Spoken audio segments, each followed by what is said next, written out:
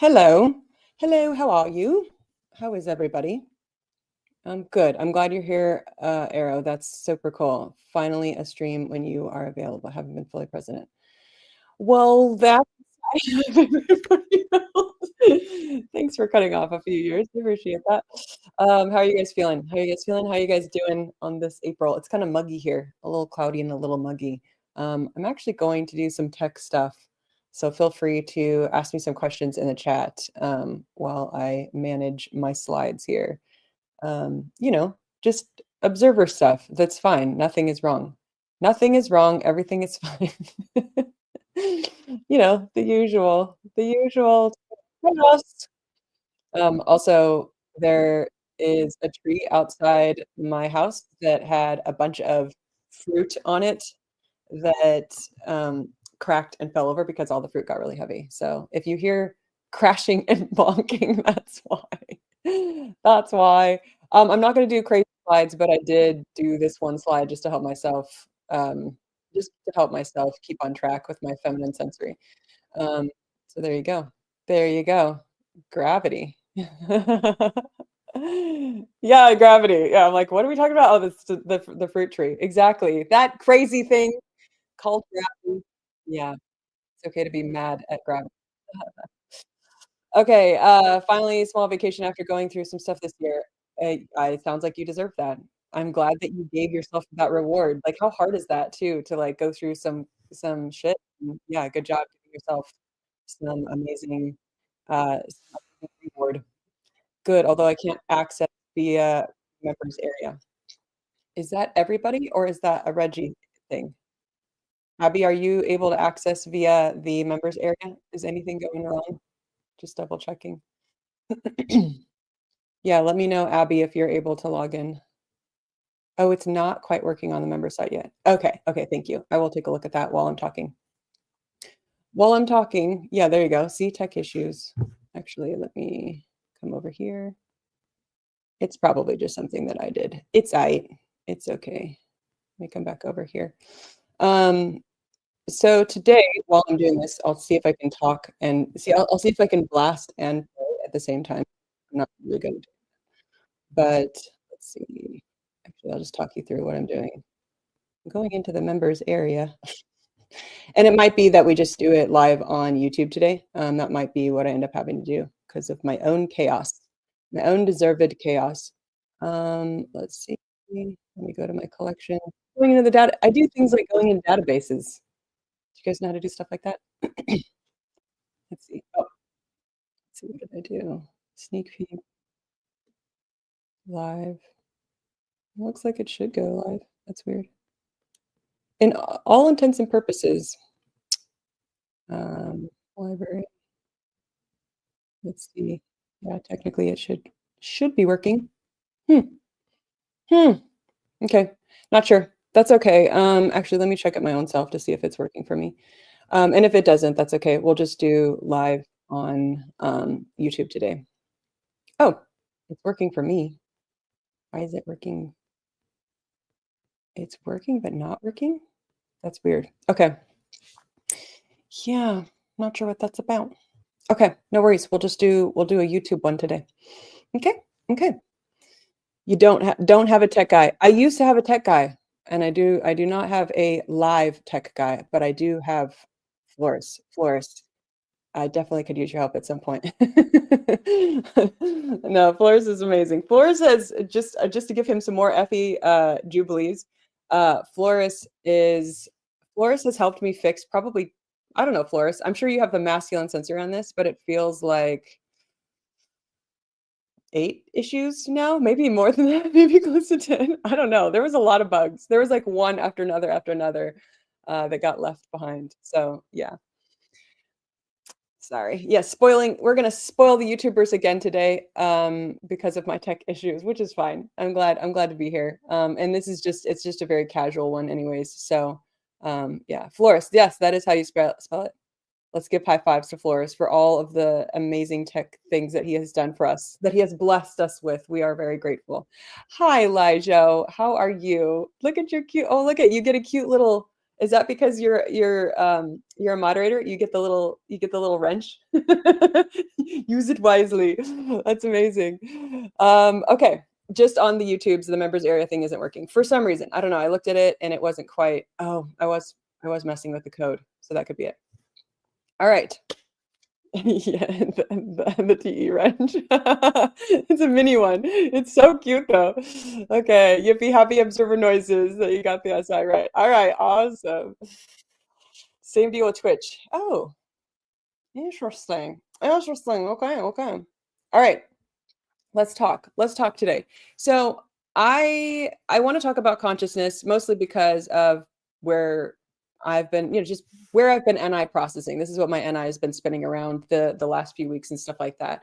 So I kind of want to get into consciousness and existentialism a little bit here. I'm not going to go down the infodom route. So if you guys are looking to hear about like, I don't know, Kierkegaard, Sartre, Camus, your mom's view of existentialism. I'm not going to go down that road. Although I will say, like, just to give some kind of connection there to op, it does feel like Kierkegaard is some kind of like ISTP. Does he feel like that to you guys? Like those of you that have studied Kierkegaard, like he just reminds me of some kind of like double feminine ISTP. So yeah, I don't know. That's my 2 cents on him. Just seemed a little like, trying to play the game of giving to self and giving to others, that whole decider game. Anyways, back to this very serious topic. I think the thing that I wanted to talk about is that I myself have glorified, if you will, glorified consciousness for sure. It feels like a really easy thing to get high and mighty about, like arrogant about it. You know what it feels like to me? It feels like the more consciousness you gain, it tends to start feeling like you're the wolf and everybody else is the sheeps that are asleep. And you're watching everybody else sleep, and you're that wolf that is awake and constantly aware, and you have that kind of perspective on others. But something I've been kind of realizing too about that is that it feels like to me that all of us have a lot of consciousness in our saviors. So we'll have this level of arrogance in our saviors and this level of belief in our saviors.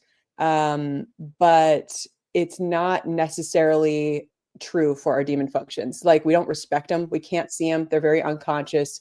And so even though you'll have extreme levels of consciousness in your saviors, you won't necessarily in your demons. And it's very easy to aggrandize our saviors. That's why we call them saviors.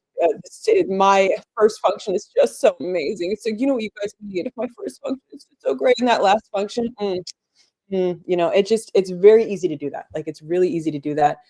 And I would even say I have sort of a snobbery, if you will, a snobbery around when I hear people like dissing their functions that are their demons, where they're just like, oh, that stupid last function, that last animal of mine, like who needs that, and I tend to glorify people that will take the initiative and want to and seek out the consciousness of their demon functions, even the consciousness of their last animal. And that tends to be something that I kind of,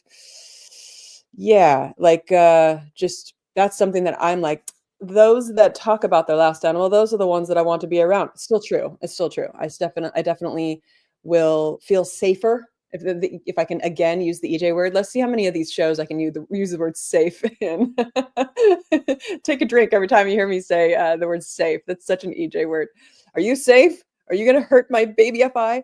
I feel safer around people that have that conscious awareness of the lack of consciousness of last function and their last animal. Like they feel safer because they are going, "Hey, where am I the dumb, asleep sheep in my life?" Of course, I have this wolf side of myself, this conscious side of myself, this awareness of my saviors, and my saviors are just so fabulous. But where am I the sleeping sheep? Where am I the sleeping sheep? Those people feel safer to me because at least they know. At least they know that there's parts of themselves that are awake and that are asleep, right? But there's obviously a really important mechanism for unconsciousness. Otherwise, it wouldn't exist. Like it's evolved, or whatever your beliefs are, it's evolved to be something that is extremely valuable. So we wouldn't have it. And it honestly seems quite en masse. I mean, if you look around, most people feel, I mean, even very unconscious all the way through, unconscious of what they're doing with their saviors, unconscious of what they're doing with their demons. And it just seems like a lot of those people are the ones that are sort of peaceful, right? Like it is very peaceful to be asleep. And it's a really beautiful thing. Honestly, if you can look at it from the outside and not just immediately judge it and want to, be like, ew, get away from me. Like you're just an unconscious idiot. That's too terrifying to be around. No, thank you. If you could look at that and go, wait a minute, there's a peaceful, positive mechanism there. What is it that is necessary with unconsciousness? And how can I, use that? How can I use that and or appreciate it, I guess? So I'll get into existentialism in a minute, but I'm going to hit the consciousness topic first, because I think it kind of bleeds into it. But and by the way, also inside the members area, I have an entire live show on consciousness. It was like one of the first ones that I did. And I think that was the one that Felix and Habib was on too as well. So that's pretty cool. Yeah, they talk for a little bit about that as well. So yeah, there's a whole in-depth consciousness live show on this. So I won't go to that level, but I did want to hit the topic before I get into like the existential side of things. So you have this whole unconsciousness, consciousness things. There's positives and there's negatives to both of them, right? So parts of us are conscious, parts of us are unconscious. Of course, you don't even know what's unconscious because it's unconscious. That's kind of the point. But looking at it, I wanted to kind of make a case for, in fact, I'll put my cutesy little allegory of the cave slide up here for a second. Let's see, I'll put myself down here. Okay, so I kind of wanted to make a case just for a minute here, just for a second here, for these guys down here in the cave, the ones that are still, even the way that Plato talks about it is that they're in chains. They're in chains, they're being chained down there, they're being strapped down there, they're stuck. They're stuck by the SI, they're trapped in the cave. And the only understanding that they have, the only information that this feels so observery, doesn't it? It totally does. I wonder if Plato was an observer. It feels very observer, you know, where you're stuck in a world where you have missing information and that your beliefs are half truths, not even half, just a blur on a wall of a fake puppetry. Plato was a double observer, I think. I don't know. I gotta look at it. But this story is definitely observery, I should say. So the reality is that, of course, you're looking down on these guys because you're looking at the whole. You can see the whole picture here. So it's easy to judge these idiots, these fools, these unconscious fools at the bottom of the cave. They're so naive. They don't know anything, and I know, and they don't know. And I'm this guy up here in the light, in the sun, and I'm so conscious. I'm so conscious and I'm so aware. And I have the sun and the breeze and the birds. I'm so aware. So, that's you, obviously, in this story. Freaking fools. Damn it, Abby. You're so freaking funny. Yes, yes. Fools, all of you, okay? And I am the one that can see the light and I know all the information. I know the missing information, right? So I'd like to make a case for the fools in the cave. So, why? Because there is this unconsciousness thing for a reason. It's there for a reason. It's healing. It's healing. Now, sometimes you can heal too fast, obviously. Sometimes you can heal when you don't have the missing information, and that could be problematic, you know? You don't wanna heal before all the missing information has made it in, of course, right? Because then you could be having some issues and not be able to solve your issues because you don't have all of the missing information, right? So you could be stuck down here. But if you go on the journey of gaining consciousness again and again and again and again, and you're like, okay, let me stare at that. Where's my missing information? Let me stare at that. Where's your missing information? Really, it's just a distraction from puppets. Right, so you don't have to look at puppets. That's amazing. So the problem is that you go on this consciousness journey and you're staring at the amazingness of your ability to see everything. And then where does it end, right? It ends in existentialism.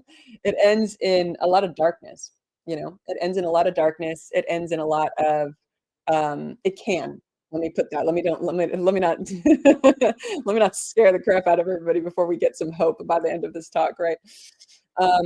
It gets to the point. Oh, there you go. The tree's gonna go down any minute now. You can hear that. I don't know.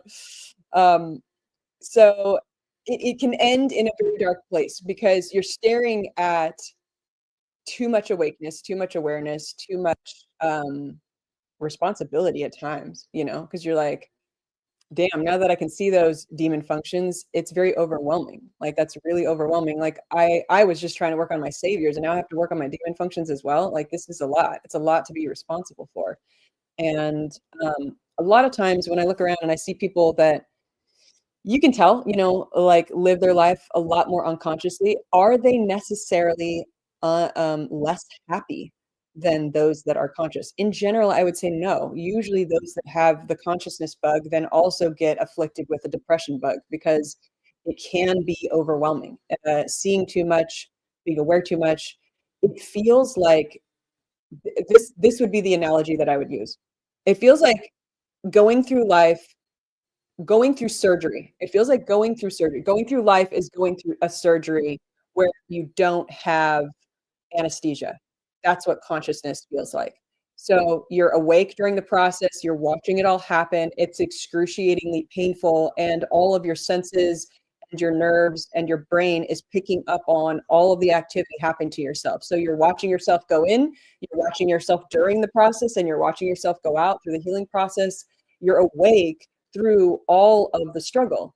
And consciousness and coping, coping is like helping you go and close the door and go into the darkness of unconsciousness, um, is like anesthesia. It's a tool that's used to help you go to sleep during the darkest times. Now, again, if you go to sleep during some of the dark times and you need to actually be awake and aware, maybe the doctor's working on the wrong part of your body. Maybe the doctor's amputating your leg and you need that.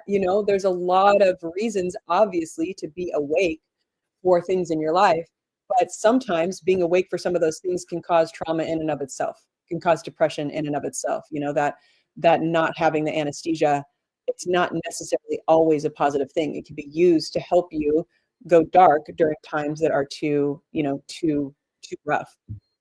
Now, the negative side of unconsciousness, because you can definitely see it in some people that are addicted to coping, that are addicted to turning out the lights, so to speak, going into their phone, going into drinking, going into drugs, going into video watching. That one's mine. Like I'll go into like just short form video where I'm watching short form video again and again and again. That just feels like it's a mind numbing technique. All of these things, I think, can be used in a positive way. Obviously heavy drugs are not necessarily going to always be putting you in a positive way. But let's say to some degree you can go down the DMT route and you can actually gain consciousness because of those things. So those aren't necessarily, they're not all alike. But for the most part, those can be used in a positive way for a short period of time. I don't think there's anything necessarily inherently wrong with the coping tools. I think coping is also a really, really important part of the healing process as well, like giving yourself that for a short time. I think when it becomes a problem is when you start using these coping tools and then the coping tools help you gain unconsciousness without getting to the core of solving any of the real issues of why your brain is wanting to shut itself off. Like, this is too painful. Let me shut myself off for a minute. Now, again, if you need to be awake during the surgery process, you're not actually helping yourself for later. So it's really critical to make sure that you're actually getting to the core of things, but it's not necessarily extremely helpful or useful to be fully awake at all times for everything. Like, that's not necessarily the best process ever. It's knowing that, you know what, we're going to cope a little bit too much. We're going to cope a little bit too much. And you know what? I'm gonna mess up and I'm gonna be a little too unconscious, especially in my demon functions, and, that's okay too. And, I'm gonna catch myself being a little too unconscious, and that's also okay. And it's also going to be a real struggle when I am too awake and I am too conscious through things. I might need to talk some stuff out with some friends because I'm too aware of some stuff and I can't even shut my brain off if I wanted to.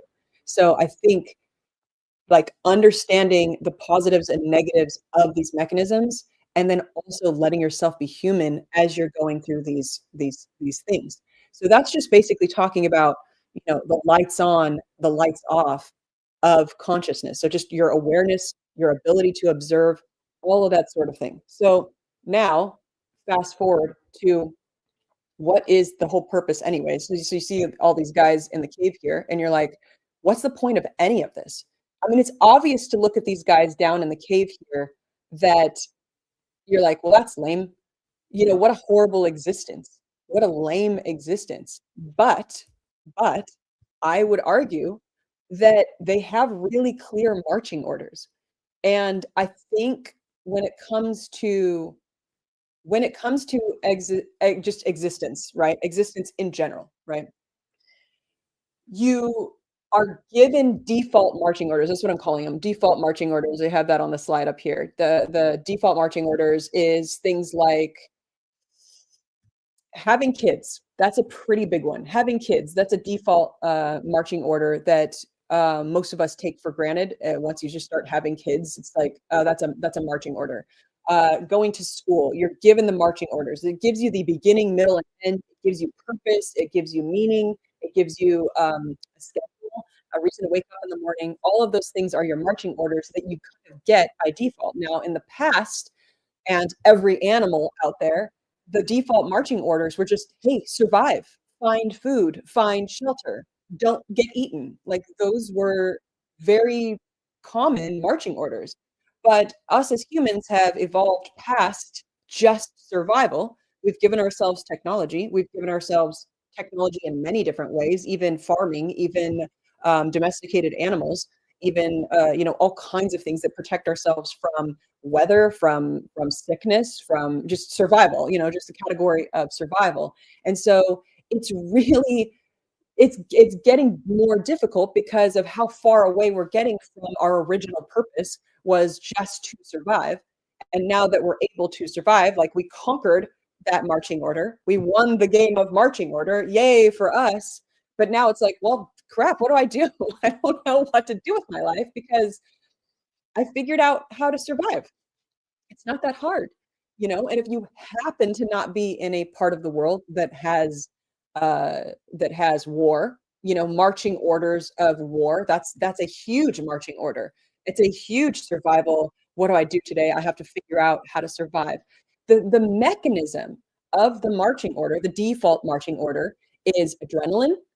It's adrenaline, it's dopamine, it's a healthy level of dopamine that you would get by a regulated marching order, that's automatically pulling from you to get up in the morning, get dressed, freak out. Like, a lot of times that, like, punch to get up in the morning is that adrenaline, like, "Oh my gosh, I have this to do today, this to do today, this to do today. Oh my gosh, all this stuff is my marching orders. Let me get up. Okay, I have to go be there for this thing and I have to survive." And yes, exactly. From surviving to thriving. And then yes, species actualization. Yes, 1,000%. And that's exactly it's the goal. It's the goal of humanity. How do I make my life easier? How do I do these things? Now you go through that as a species. We've gone through that. We've obsessed over that.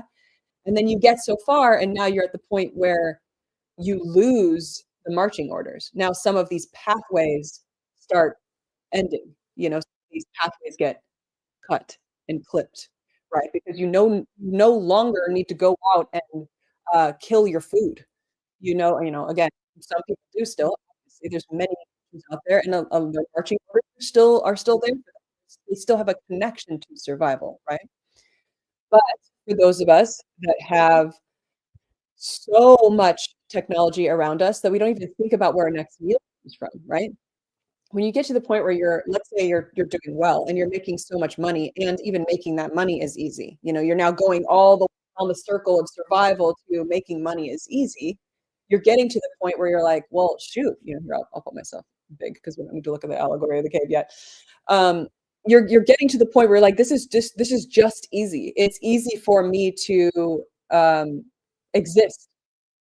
And now once those marching orders are all kinda clipped where you're like, "Well, I don't have to go fish this morning. I don't have to go fishing. I don't have to go kill a bear or kill a lion or kill a whatever because I'm not trying to get eaten.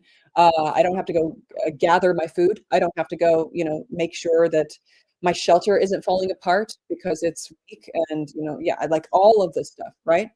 I don't have to go do all of this stuff today just to survive, just to exist. In fact, I actually have the internet, and I could sit on the internet, and I could just watch short form videos again and again and again and again and again and again and again and again, and it gets to the point where our adrenaline levels are messed up, and our dopamine levels are messed up, and our existence in general is just pointless, right? And now you're like, "Okay, well, what do I do with my life? My default marching orders are gone.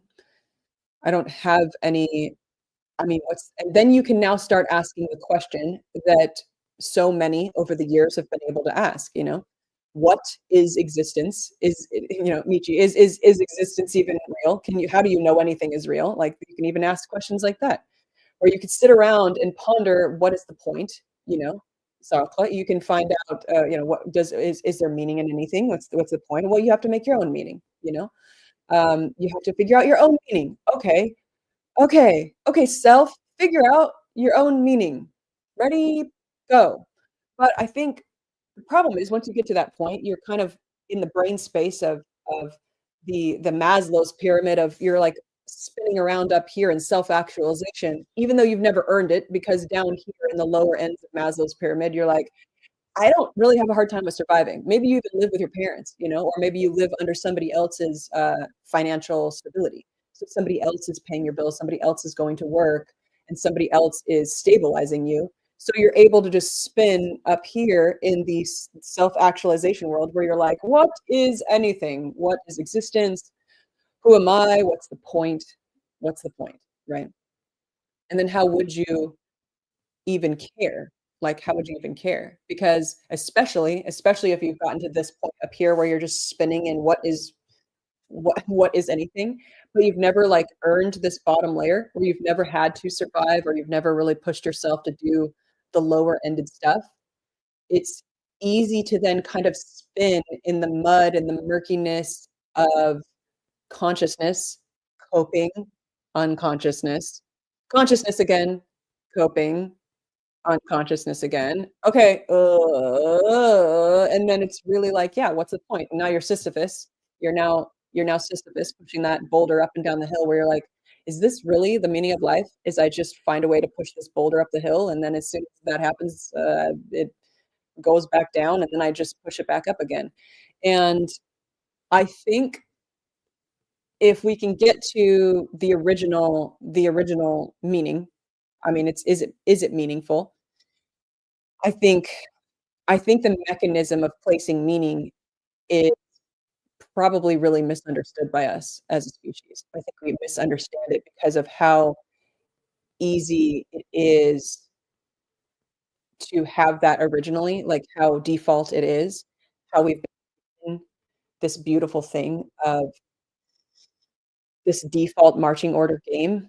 And then I think it's really easy to kind of spit on it, where it's like, well, that's not meaningful. Once you get past it, I think it's really easy to disrespect unconsciousness and the mechanism of unconsciousness. And I think it's really easy to disrespect the meaningfulness of the game of survival, that pressure on self, that game of survival. And I think if we look at it in its smallest form, I really think it is a lot about just our chemicals. I think it's about our chemical reaction to things, and that feels very meaningless.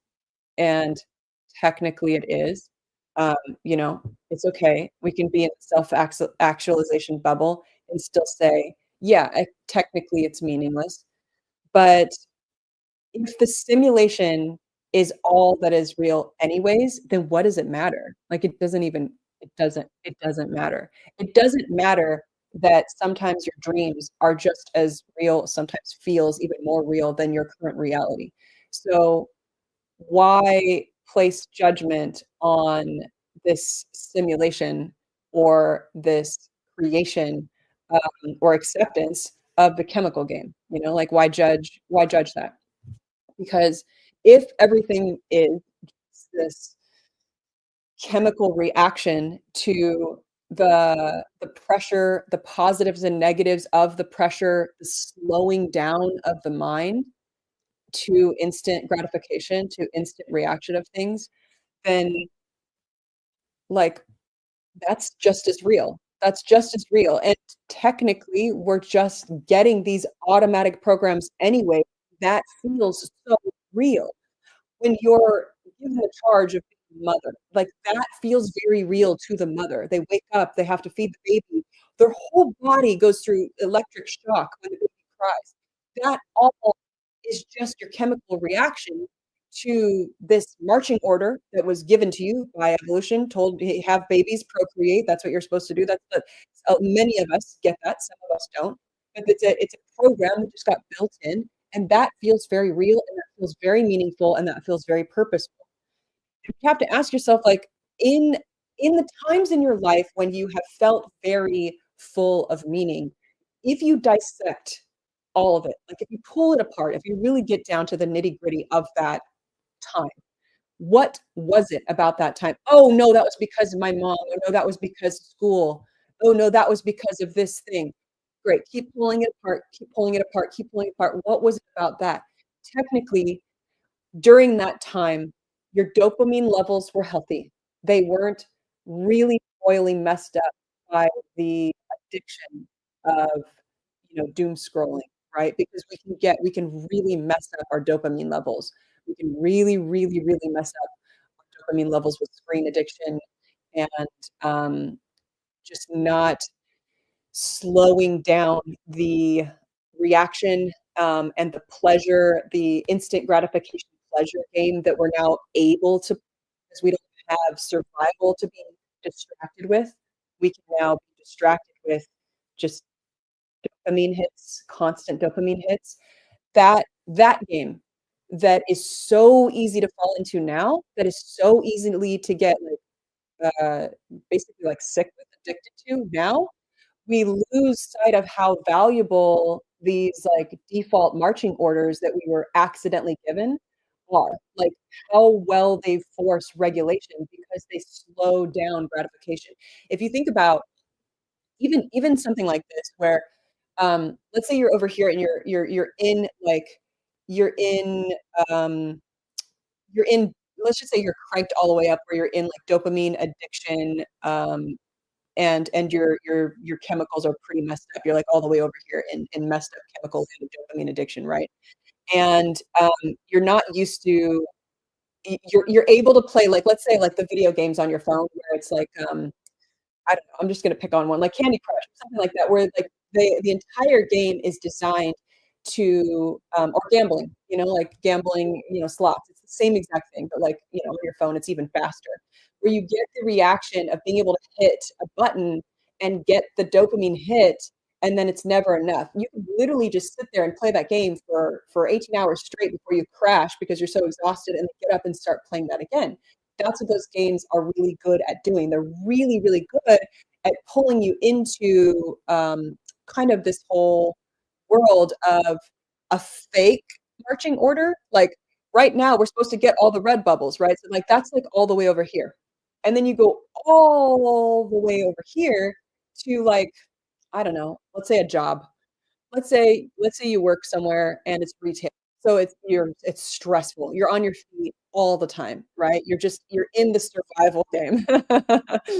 Maybe we go even as far as, like, 'cause that one's a little bit more relatable than, like, if you're a farmer. I don't think too many people are actually farmers, but, like, obviously on the side of farming is way more, like, slowed down dopamine, where you have to wait a season to actually get the fruits of your crop, where you're toiling, you're having to constantly pull weeds and constantly make sure that, the birds don't come in and wreck your crops. Gosh, there was this amazing documentary, I cannot think of the name of it now, but they did this entire, they'd have this entire organic, I can't even remember what channel it was on, but it was this whole, like, documentary of this couple that started this farm because of their dog, and it was this whole, like, organic, um, farm, and the amount of battles that they had to go through to protect this beautiful, self-made farm. It was insane. There was, slugs at one point that would take over the trees. There was, just natural predators that would come in. Even the birds at one point came in and started attacking the trees. And you have all of these things that went after, your survival. Literally, their survival was constantly being attacked, and they constantly had to spend the time, spend the mind space, and really get into the dirt, the mud, the grime, the figuring out of this entire process of survival. And the delay of the gratification was wild. I mean, months to just be like, "Okay, I think we're surviving. I think this crop might make it. I think we might get anywhere near close to, not being completely in the red." The wild spectrum of difference there of, like, the brain over here in coping land, going towards that instant gratification, and then all the way over here in delayed gratification, extreme delayed gratification. And now you're asking yourself, what's the purpose of this one? And what's the purpose of this one? Nothing. Like, still nothing, right? So, existentialism is a pretty scary question to ask because you're asking a question up here without just being in the marching orders, right? The marching orders, it feels like peace, because if you don't have survive on a farm where everything is trying to attack your food source, if you don't have that and you're not literally, like, in the muck, in the mire, trying to actually survive over here, and you're all the way over here and you're in dopamine level land where you still have marching orders, like, these are still marching orders.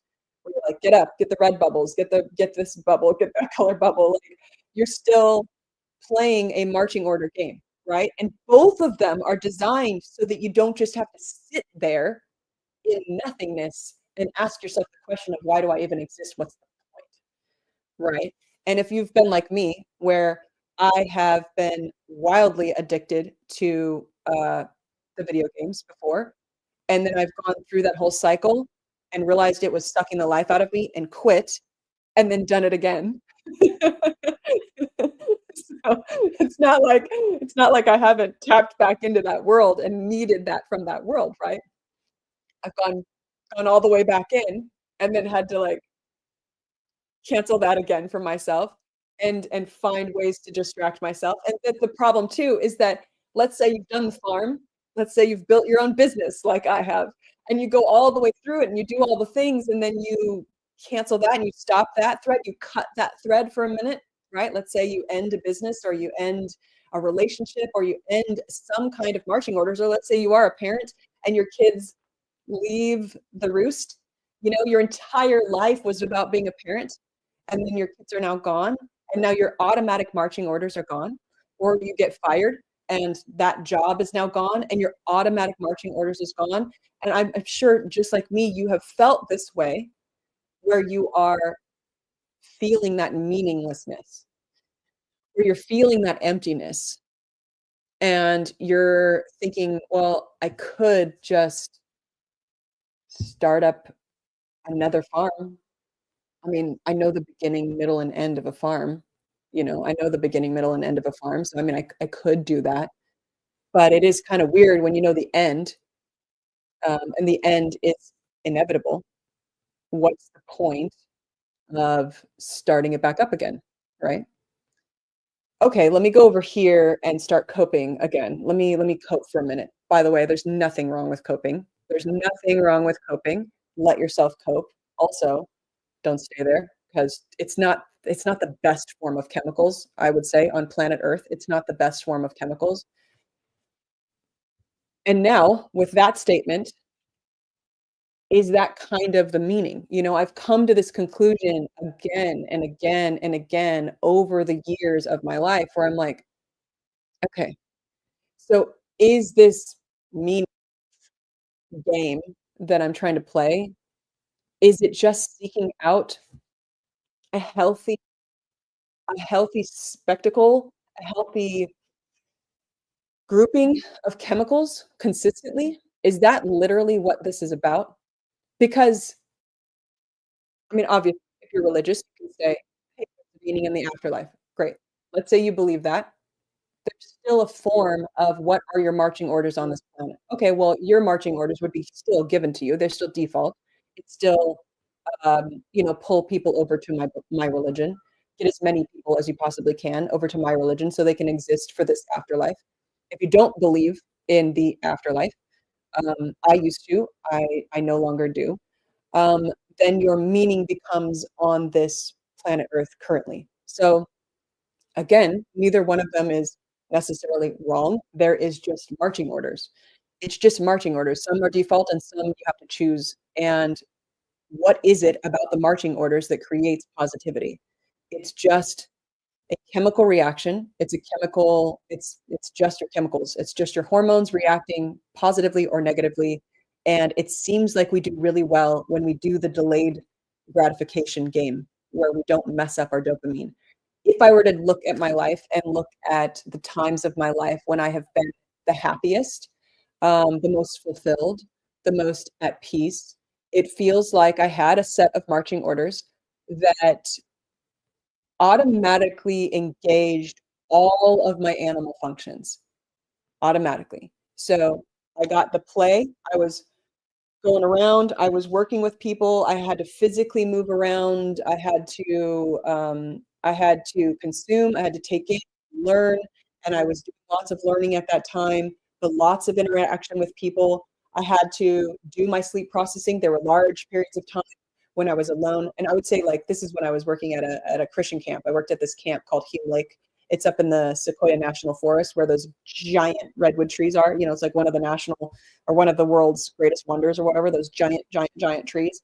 I worked up there, and I had to manage a bunch of servers. Like I was the head manager for a bunch of servers, and I had to get up and manage even a bunch of teenagers to clean up, kitchen patrol, stuff like that, where I had to get like 1,000 teenagers to get to clean up their tables and stuff like that. But then most of my week I was alone, and it was large periods of time where I did extreme amounts of processing.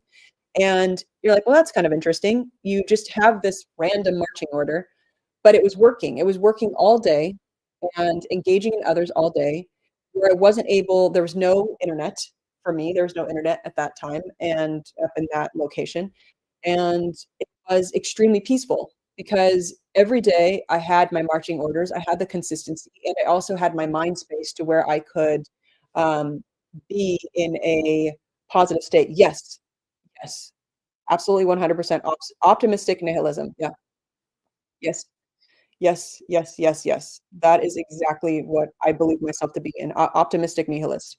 So you get to the point where if you can dissect and get to the core of why was I so happy at that time with the trees, why was I so happy? Um, all of my animals, all of my functions were engaged. So I was forced through the stress of having to do my more difficult functions. That is why I believe there is value to doing your last animal. By the way, doing the last animal forces you through your third animal. You get your first two by default. You're always going to do those, especially your double activated ones. So you're always going to do those. It's not like somebody needs to give you permission to do those. But when you force yourself to do your last animal, you automatically do that third one. That's your hobby animal. It it engages these more difficult parts of your brain that brings you over to this side again, the slowed down gratification side, the pushing on your brain side, where you are having difficulty engaging in, like, it's forcing you to come up with a quality product, a more quality day, a more quality engagement with others, a more quality engagement in yourself, a more quality engagement in your chapter, in the chapter that you're in. And the difficulty of that.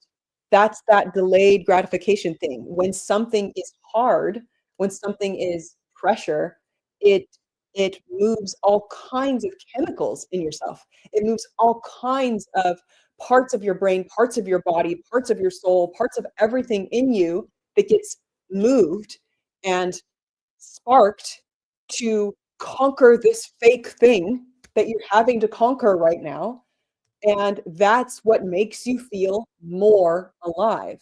And the amount of times that I've spun around the clock and I've come to the same conclusion, the NI conclusion of movement equals life. If you think about non-movement equals death, that's a pretty simple one. That one's kind of easy, right? Even when you're sleeping, you feel a little dead, right? Non-existent. When you're unconscious, when you're coping, that's not life. That's sort of numbing everything down, turning out the lights, right? The movement of things where you're forcing other parts of your mind. It may be movement for you because maybe for you, you are sleep last, and movement is actually working on your sleep energy. And maybe for you, that makes more parts of your mind activated and is way more stressful and is way more difficult and is way more painful. And then that pain, it's like a mental workout. It's like you're going to the gym, you're working out these parts of your body. That movement is literally just movement in different parts of your mind. And that movement then forces this delayed gratification game, this difficulty accessing those different parts of your brain. That part of yourself then gets the stress, the mental workout, the wake up. And then there is so much chemical movement and positivity because you won. You conquered something that was really difficult for you and really, really hard for you and painful for you. And over here, you get these, I don't mean to beat up on Candy Crush. I think the game's fine, whatever. Cope wherever you need to cope, right? Like that's definitely part of this message as well. If you need to go into the game because you need to give yourself coping time, it's okay. So, and I've done it and I do it, so it's okay. No one cares. No one's judging, okay? I'm such an idiot. No one is judging you, all right? Play your damn game. I'm not crushing your FI. I'm not candy crushing your FI. But over here, there is still less engagement um, of your chemicals. And the more you're getting that immediate dopamine hit, the more your reactions. I don't know all the technical ST of that, how the dopamine hits get affected, but I do know that there is an entire game that starts dulling your senses to be able to react, right? The faster you get the reaction, the more it's dulled down, and therefore the reaction has to go up. And this is essentially the problem with drugs as well. Those that have talked about being a drug addict is you get that really first amazing hit, and then every hit after that is less. You can never quite get that intensity again because your senses start getting more and more dulled, and then you need a higher and higher and higher hit in order to get any reaction from your body at all, which is why a lot of them will overdose because their system can't get to that high anymore. And that's the purpose of over here, like the coping land, the drug land, the immediate gratification game. And we can get pretty dulled and we can get pretty unconscious and we can go into that coping state and not recognize that that is more death, that this is the worst kind of existence, is the slowing down of your chemicals. And if you can go over to here, which is not natural, by the way, which is why so many people that have, even if you're very unconscious, you've just been given these beautiful default marching orders.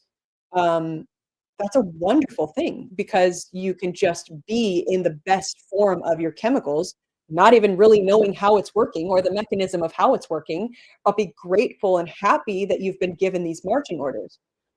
Now the game then comes into, how do you create those things for yourself?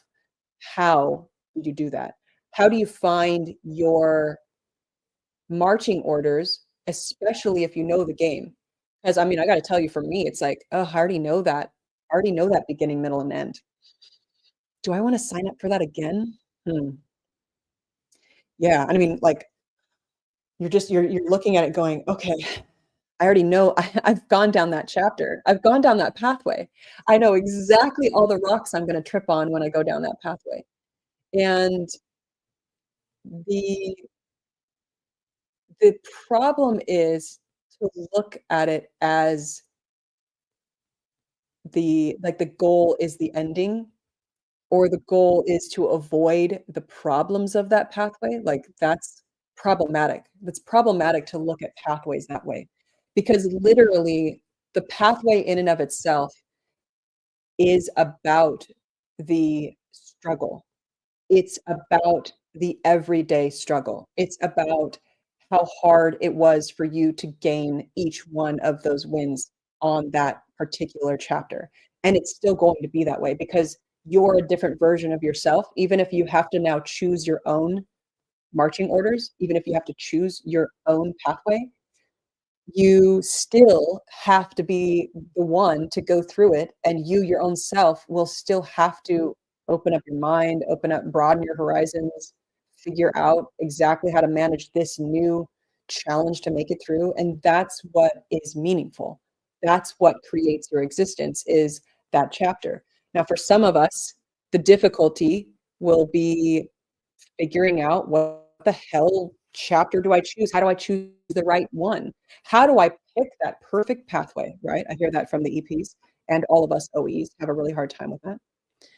But but that's fake because you are your pathway. You are your pathway. Your pathway is every single choice that you are making today. You are creating your pathway as you get up. You're creating your pathway as the choice to watch this very video. Like, that's a choice. That's a part of your pathway. By listening to these words, there will be something that you'll hear that will affect what you're thinking about today.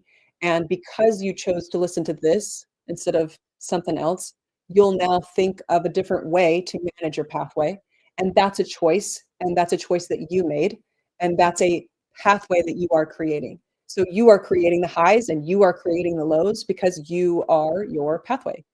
And the more that you, your own self, can put pressure on yourself to grow, you will feel better. Like, you will feel actually better when you are doing stuff that is hard to conquer, difficult to conquer. And then also, when you are at a low, if you can learn to give yourself love and peace and patience on the lows, that also gives you the ability to get back to kind of the balance and the homeostasis of keep going on your own pathway. I think, both of those are really good.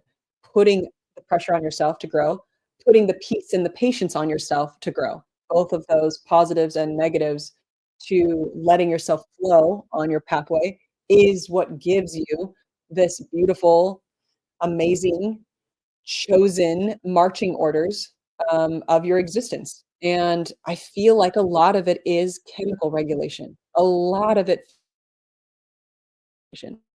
or not letting yourself get too low, and when you get too low, loving yourself through that and letting yourself get to the difficult choices, because there's gonna be times where you're going through an overwhelm. You're going through an overwhelm, there's too many options, there's too much information that's coming in at you. You feel anxiety, you feel stress, you feel like you're missing out on something, you feel like you're doing wrong, you feel like you have failed, you feel like you have messed up, maybe you feel like you've wrecked your chapters because you failed because you did an imperfect chapter. You didn't do the perfect thing.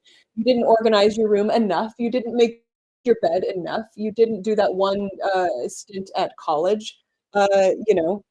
Just, oh my gosh, I wrecked it. I wrecked my pathway. I wrecked it because that one time I didn't go down this road. I went down this road instead. That could have been a better pathway, like, you are your pathway. You would have taken you down that pathway, and you would have done this, and you would have taken you down that pathway, and you still would have done that because you yourself at that time weren't ready for that yet, or you were in a learning state, or, maybe you went through some fucking traumas and you need to give yourself a break because you're learning and you're growing. And that's okay. You made the best observations that you could at that time and that place as you could. You made the best observations, you made the best decisions, At that time, with all of the trauma that you'd gone through, all of the missing information that you had at that time, you made the best observations that you possibly could. Give that guy a break. Give that girl a break. You did what you could. And here you are today with massive self-forgiveness that's needed, massive appreciation that's needed, and also you have the beauty, you have the lovely, wonderful, amazing beauty of being able to go, you know what? I'm going to choose my path. I'm going to choose what I'm going to do today. I have full control. I am the captain of my ship. My hands are the ones on the wheel. Nobody Nobody is controlling me. I am controlling me. I have full control over my life.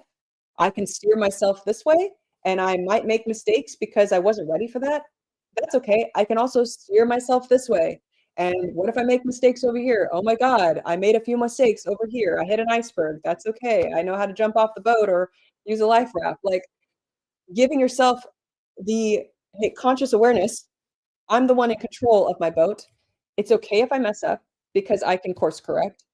And also, it's okay if I went down a pathway that was non-ideal. I did the best I could at that time.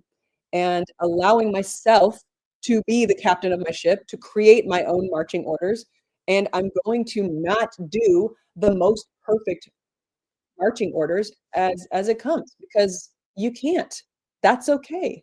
That's okay. You're not going to have it all perfect. You're not supposed to because you're doing it wrong if you are not failing. That means you're not moving. If you're not failing, you're not moving, and therefore you're not living, right? Because movement equals life, and you're supposed to bump into the guardrails to learn. That's part of learning, is going, oops, that was a little too far. I'm glad I hit that guardrail because now I know I don't want to go down that road. I don't need to blame. I don't need to freak out at that guy or this girl or the government or my bosses. I don't need to freak out at anybody. I don't need to freak out at myself. I need to have patience with myself and also patience and love for everybody else because everybody else is on this bumper car game that we're playing. And we're all trying to figure out our marching orders, whether they're the default marching orders or they're the ones that you have to give to yourself. And yeah, let me answer this question. Is meaning the way we get away from homeostasis gracefully and how to get back there again? That's what I think. Yeah, I think it I think if we look at what we were evolutionarily built in, you have these chemicals that are evolutionarily built in. Those are the ones that you got. Those are the ones that we currently have. That's what we currently react to. We are designed to react to the survival game. And so if we don't have the survival game right now, if we don't have that given to us by default marching orders, then in order to make your body and your mind the healthiest that it could be, it's now coming up with your own realizing that you're the captain of your own ship, realizing that you can take that over, you can choose that, you can consciously choose that. And sometimes it takes a minute to figure that out. But I would say being a perfectionist about it is not going to help us either. I think it's honestly going to be way more about letting yourself go through the extremes of feeling really bad, feeling really dumb. You're going to feel really dumb. You're going to feel really, really dumb. You're going to feel dumb. You're going to feel like you're doing everything wrong. You're going to have a lot of bad emotions. You're going to feel overwhelmed. You're going to feel anxiety. You're going to feel lost.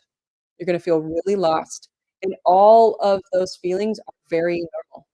And they're also not, there's nothing wrong about feeling those feelings as you're navigating your way through life. And the quicker that you can accept that those are parts that you're going to experience, the massive amount of feelings of loss that you're going to go through as you're navigating, that's completely normal. And the massive amounts of anxiety, of like fear of what's around the corner, of like, what if I pick the wrong pathway? What if I have missing information and I pick the wrong pathway? That's okay. It's okay to have that kind of fear. Just know that you are still fully in control and you are on your pathway. Like you're not, there isn't some magical missing information out there where there's some perfect multiverse pathway, but if you find that knowledge, if you find that perfect knowledge, you will be able to pick the most perfect pathway, and therefore you won't ever get lost. Like, no, no, this is you. This is you driving your ship.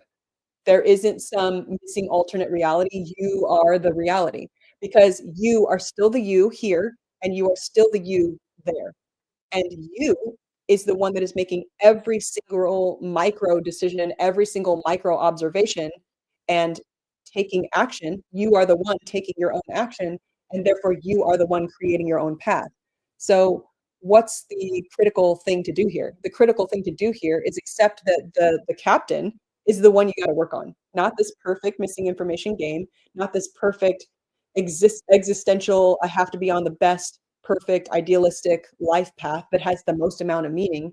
It's how do I take my meat sack and push on my meat sack to do things that are difficult for me so that I'm proud of myself, so that I feel good when I wake up in the morning, and then I feel good when I go to sleep at night. Because that is the most critical source that you have is your meat sack that is driving the ship. And you can either take your meat sack towards things that are coping and unconsciousness. Again, that is needed. That is needed. Sometimes coping and consciousness helps you heal. Okay. Sometimes it heals over scars that you don't want to. Sometimes you need to stay awake through the surgery. Sometimes you need to be awake so they don't cut off the wrong leg. Such a weird analogy. My and I is bizarre. Demon and I. Sometimes you do need to, cope though. I will say, I think that there are times. There is a time for coping. There's a time for unconsciousness. But also allowing yourself to move over to this side where you are taking full awareness and full consciousness over these things, I think is what is most critical. So I think that that is kind of the game that I've been attempting to play. Um, I think my biggest struggle at this point is giving myself permission to not have it all. I think that's mostly what it is. I think when I fail, um, you go through this like failing again and again and again. Brain tells you, I've already done that kind of failure. I should be done with this. I shouldn't do that again. But letting yourself be like, no, this is the game. Like every time you do one of these evolutions on self, every time you do one of these upgrades on yourself, there's going to be a whole new system of awareness of your failures. And as long as you know that your existence is a beautiful thing, even when it feels quite meaningless, it's still a beautiful thing. These chemical this control over the chemicals game is still a really beautiful thing. Like this entire process, this entire journey of taking on what the default marching orders are, taking that on is a very beautiful thing. Like there's no judgment to that mechanism. That's what we've been given. You're still a meat sack. You're still, yeah, here you go, Roxy. You're still the meat sack. And that's totally normal. Like that's a beautiful, wonderful thing that we have these default chemicals that we get to manage. And in my opinion, it's that game. It's the game of do you have full consciousness over your own meat sack? I mean, really, that's all it is. It's do you have consciousness over it? Do you give yourself permission to manage it? Do you give yourself permission to control it? That's it. That's all it is. Oh, thanks for letting me know.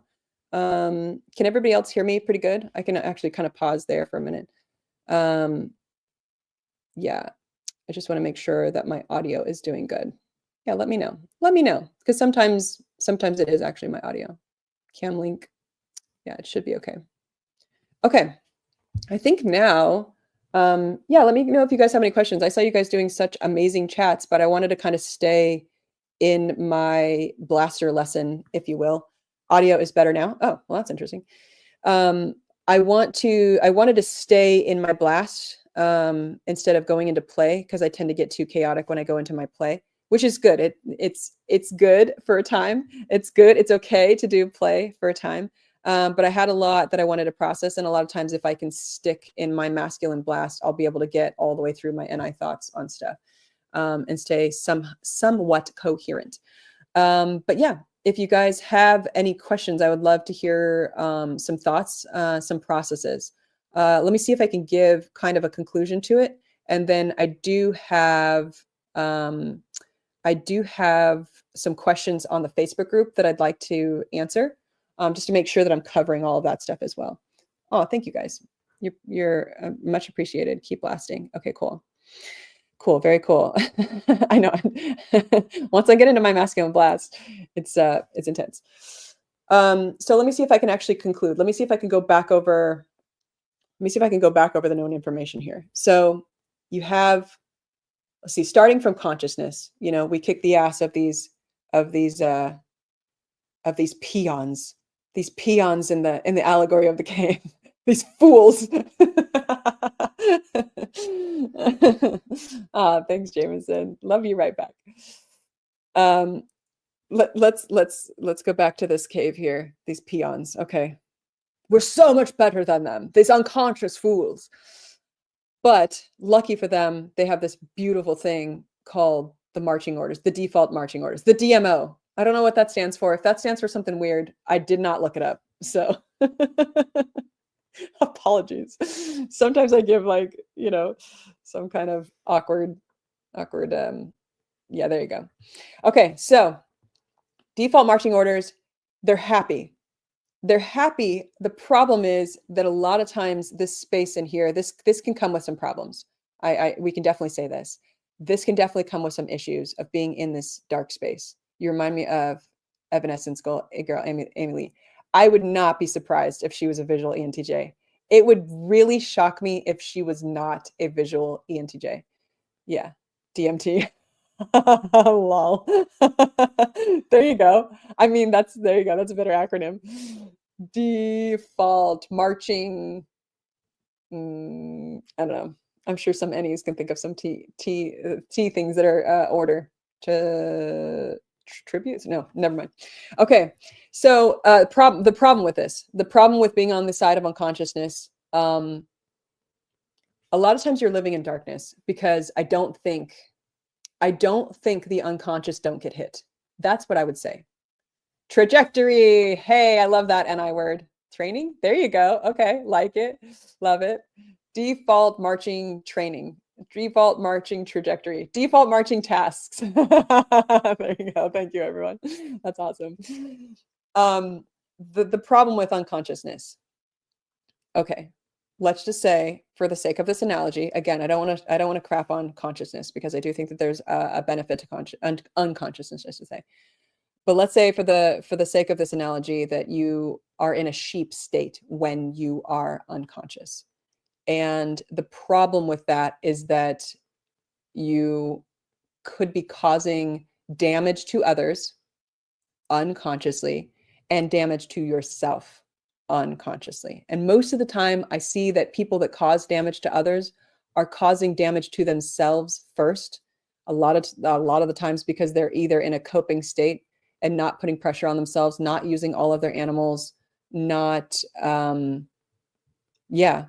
in a healthy dopamine cycle for themselves. And so I don't necessarily think that they stay in the best set of chemicals, in the most positive set of chemicals that they could be in, because they could be causing a lot of damage to themselves and causing a lot of damage to others. And then they just turn it off. They just tune it out. But because they can just go back into coping, they are not necessarily going to be aware of those things, So maybe it's good. Maybe the beauty of having the anesthesia is that you're not awake when you're getting your leg chopped off, even if it's the wrong leg, right? But the problem is that occasionally you do wake up, occasionally you do look around, occasionally you do see the devastation, and occasionally you do recognize the damage that has been caused by you. Sometimes, most of the time when the unconscious wake up, they will blame someone else. Even if it's an observer, they'll blame someone else. It happens. And then they'll go right back on unconscious.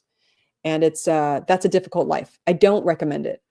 I think that there are positives to going unconscious at times, but I would say that it's not necessarily going to be the most positive form of chemicals that you could have on this Abby, that one made me laugh. It's not necessarily going to be the best grouping of chemicals. Social one and demon blast creating the marching orders for the sheeples. Okay, Abby, here they are. I'm going to wag my blaster finger. There you go. For sure. Okay. Would enlightenment would enlightenment help any, or is it just another set of marching orders? I think I think it's critical to come up with marching orders if you don't already have them default. If you have default marching orders, I think enlightenment would cause problems. I think it's a beautiful thing to have default marching orders. The only problem with living with default marching orders only, let's say you've just been given default marching orders and you're going and you're going and you're going and you're going and you have the job, you have the 401k, you have the babies, and then you raise the babies, and then you have the teenagers, and then you have, wait a minute, then the teenagers leave your house.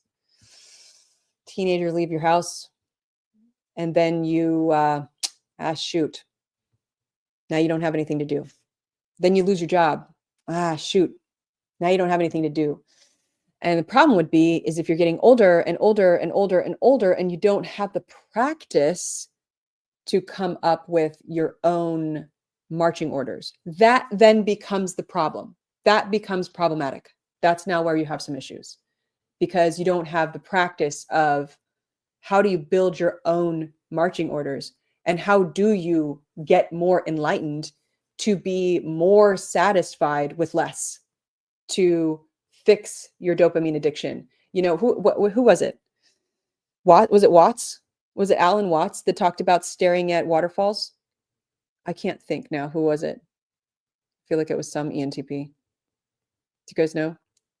Leave it in the comments below if you know. But anyways, the point, I think a lot of philosophers have talked about that, but like the concept of gaining value out of sitting and being and staring at a waterfall, the amount of joy and peacefulness and love and positivity that you can get out of staring at a waterfall, it sort of creates this different kind of slowing down of that dopamine hit and dopamine reaction. It's you're taking your actual sensory and you're letting your sensory get more value from something simpler and something slowed down, something that the mind itself can now actually open up and appreciate even more. Like literally going outside and touching grass can be a major beautiful part of existence if you can slow down your mind enough and let your senses be more attuned instead of numbed down, you know, because again, we're picking on Candy Crush, but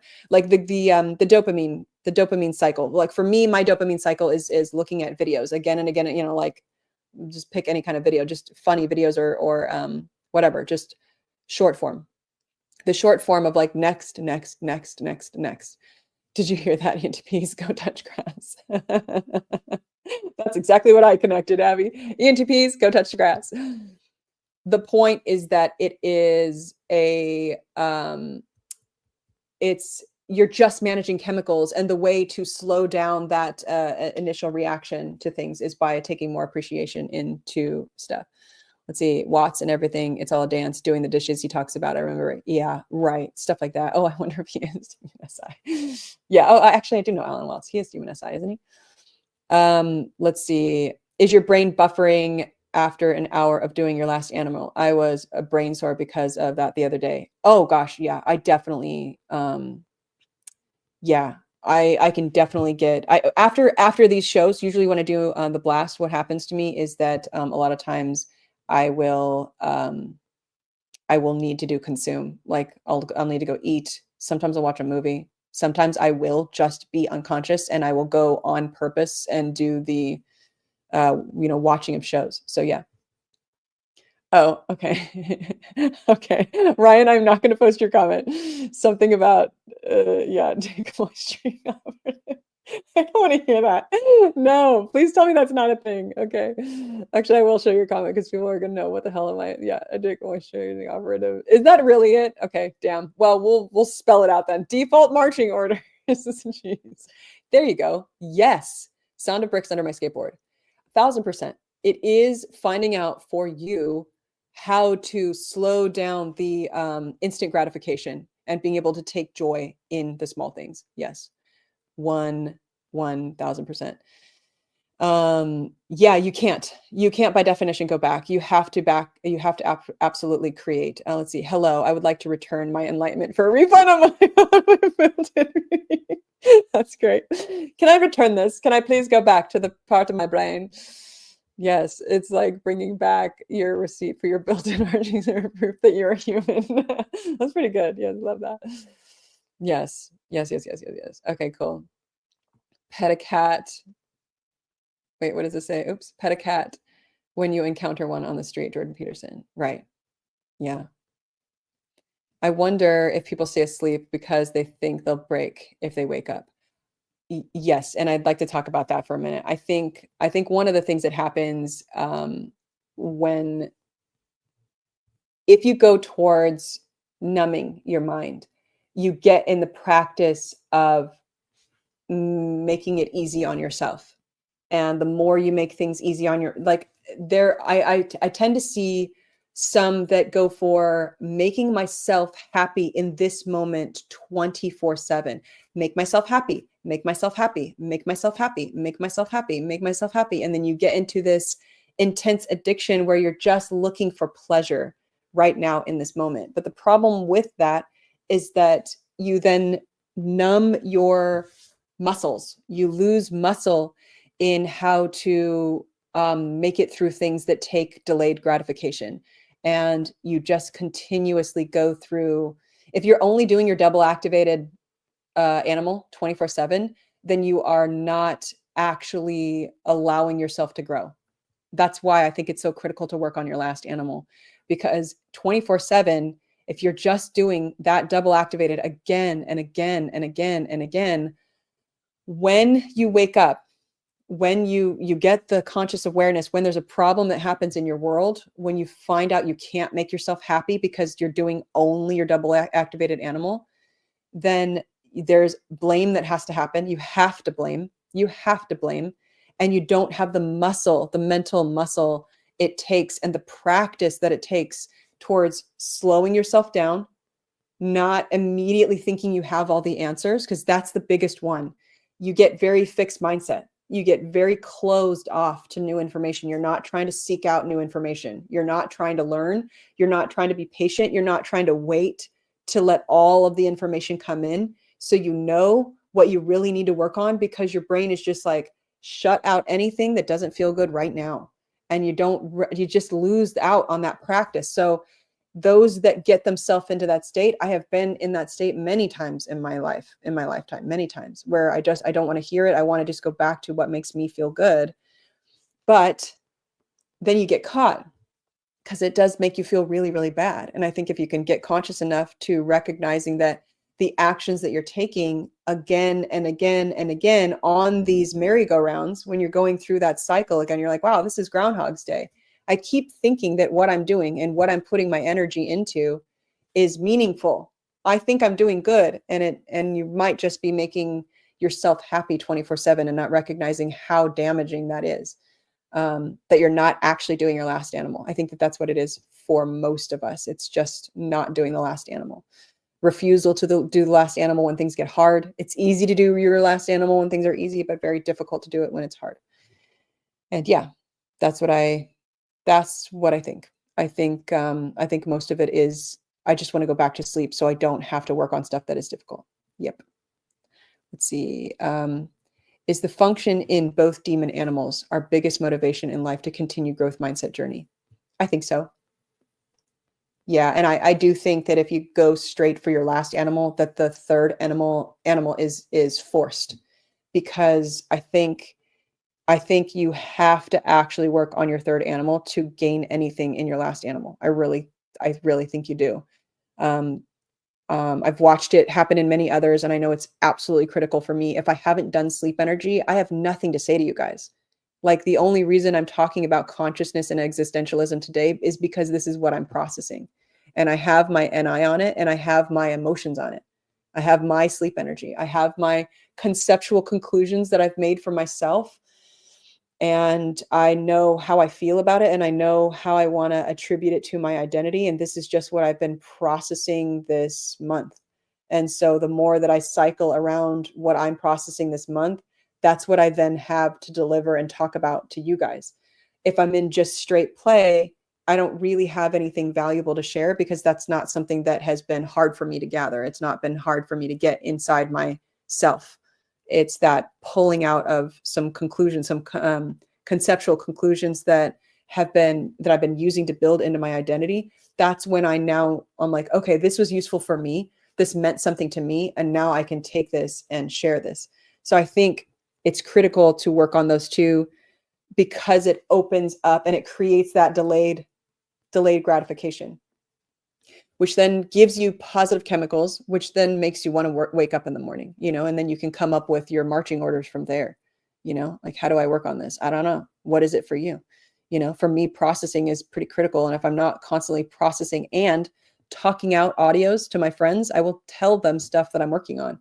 And for me, that blast is critical for growth for me. If I'm not doing that, I'm cauldroning as a blast last. I just sit there and I cauldron in the dark SF of my physical self. I'll feel bad. I'll feel gross. I won't feel good until I'm doing my blast.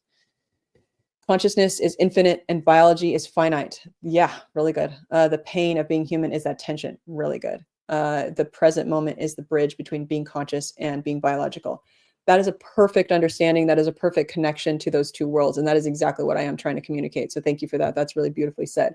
Because we tend to get in that lofty NT and not really connect the SF of how those are actually very, very entwined.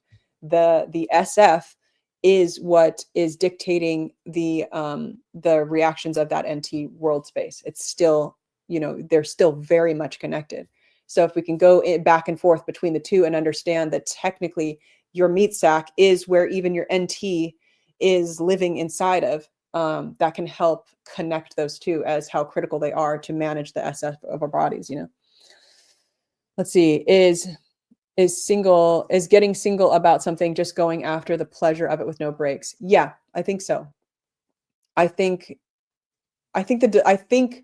if we were to study, like Andrew Huberman talks about this so much, so he would probably be a better person to look up if you're going to study like the dopamine addiction game, where like learning the entire process of slowing down the instant gratification, he would be a really good one to go after. And I just see how much the functions connect to that, like how much, we're addicted to doing our saviors on crack or addicted to doing our double activateds on crack, and therefore neglect the last animal and neglect our last function. That whole process is, in my opinion, what stops us from that delayed gratification is going towards our saviors. I think that that's the process. I don't think there's anything wrong with your saviors. I think it's beautiful to work on your saviors and do your saviors. In fact, you're probably going to do your saviors a lot, but to work on it and attempt to work on it, again, it's really hard to attempt to work on it. It's going towards those animals. And what I said in the very beginning, give yourself patience, give yourself peace, know that you're not going to be, a rock star in your demon functions anyways. It's all about just managing the slowdown of the gratification so you can have that kind of like more peaceful journey in life where you're accepting that you're the captain of your own ship, you're in control. It's okay if you bump the guardrails, and letting yourself be on this journey where you don't have anything fixed. Nothing is fixed. It's all growth mindset. You have the capability to do all the adjustments needed. And the more you can give yourself the peace and the patience, because failures are needed to grow, then it feels like that whole mechanism is how you would get a better cocktail, if you will, of chemical reactions for yourself. If you go over here where it's instant gratification land, it's just not that valuable of a chemical cocktail. If you're drinking that chemical cocktail every single day, that's just not as valuable. It's just not as meaningful. Whereas over here, there is more meaning because you're doing that, grow your own self, and then you can give back to the people around you. Neurochemically, you're saying dopamine hits cause DMOs default, yeah, and serotonin leads to the path of enlightenment, which is basically what wise people said for many years. Yeah, thank you, Ryan. I'm not saying anything new, by the way. Hopefully, I said that in the beginning. I'm not going to say anything new here. None of this is new. None of this is new. None of this is, yeah. There you go. I don't need to expand on that. I can give that, and none of this is new. We should be coming all to the same conclusions if we're hitting something that feels meaningful. If you can stare at the things in your life that are meaningful, that feel meaningful, and you pull those apart and you extrapolate those, you're just recognizing that your body is creating a chemical reaction that you are allowed to take the reins of. You're allowed to take that wheel. You can be the captain of your own ship, because all you have to do is recognize that it is this chemical set that you are responsible for.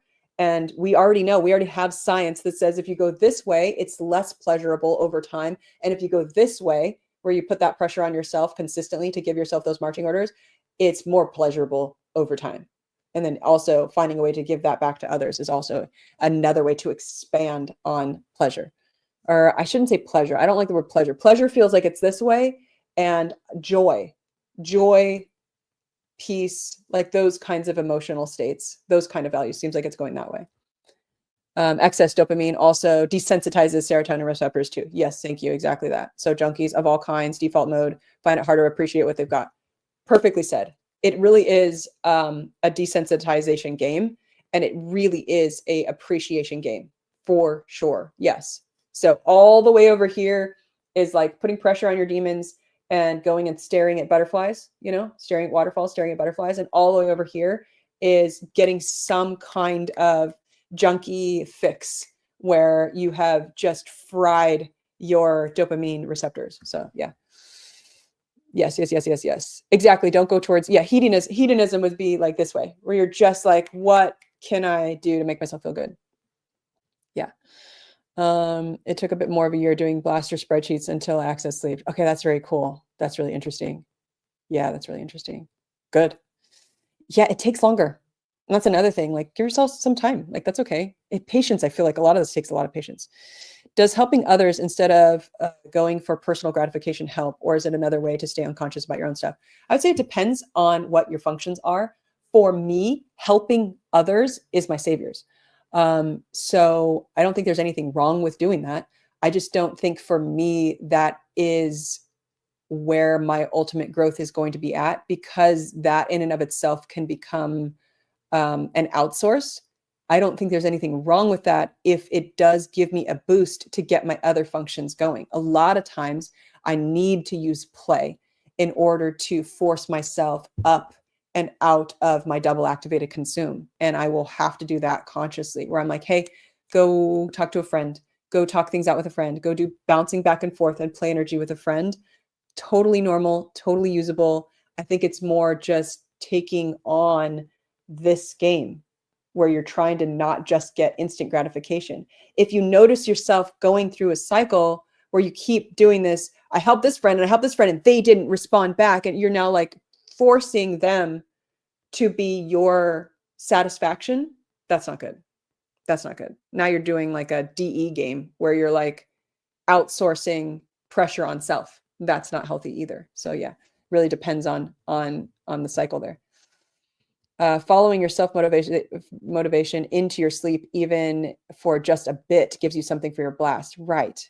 Yes, so much so. Gives you access to your OI. Exactly. And if I already have access to my DI, because I have double activated DI, then that's going to be a little bit easier for me to then get the OI, because the OI for me is harder than getting my DI, ironically, right? Oh my gosh, blast first was sleep last. That sounds incredible, to actually sleep on something before blasting it. Right. Yeah, I have to. And I do think all of our animal orders are very critical. I think we go through them. I think we cycle through them in level of difficulty. Yeah. There you go. I've been processing myself cycling through existential to nihilism to absurdism. I had tried overlaying tidal waves. Now I'm wondering if there is a layer of consciousness versus unconsciousness. Yeah, I think the way I look at consciousness and unconsciousness is how we manage observation, how we take in and learn, how awake we are to information passing in and out of ourselves. And so I think the game of, like, is there a point to living?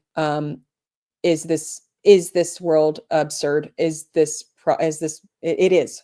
All of it is. Is there a point? What's the point?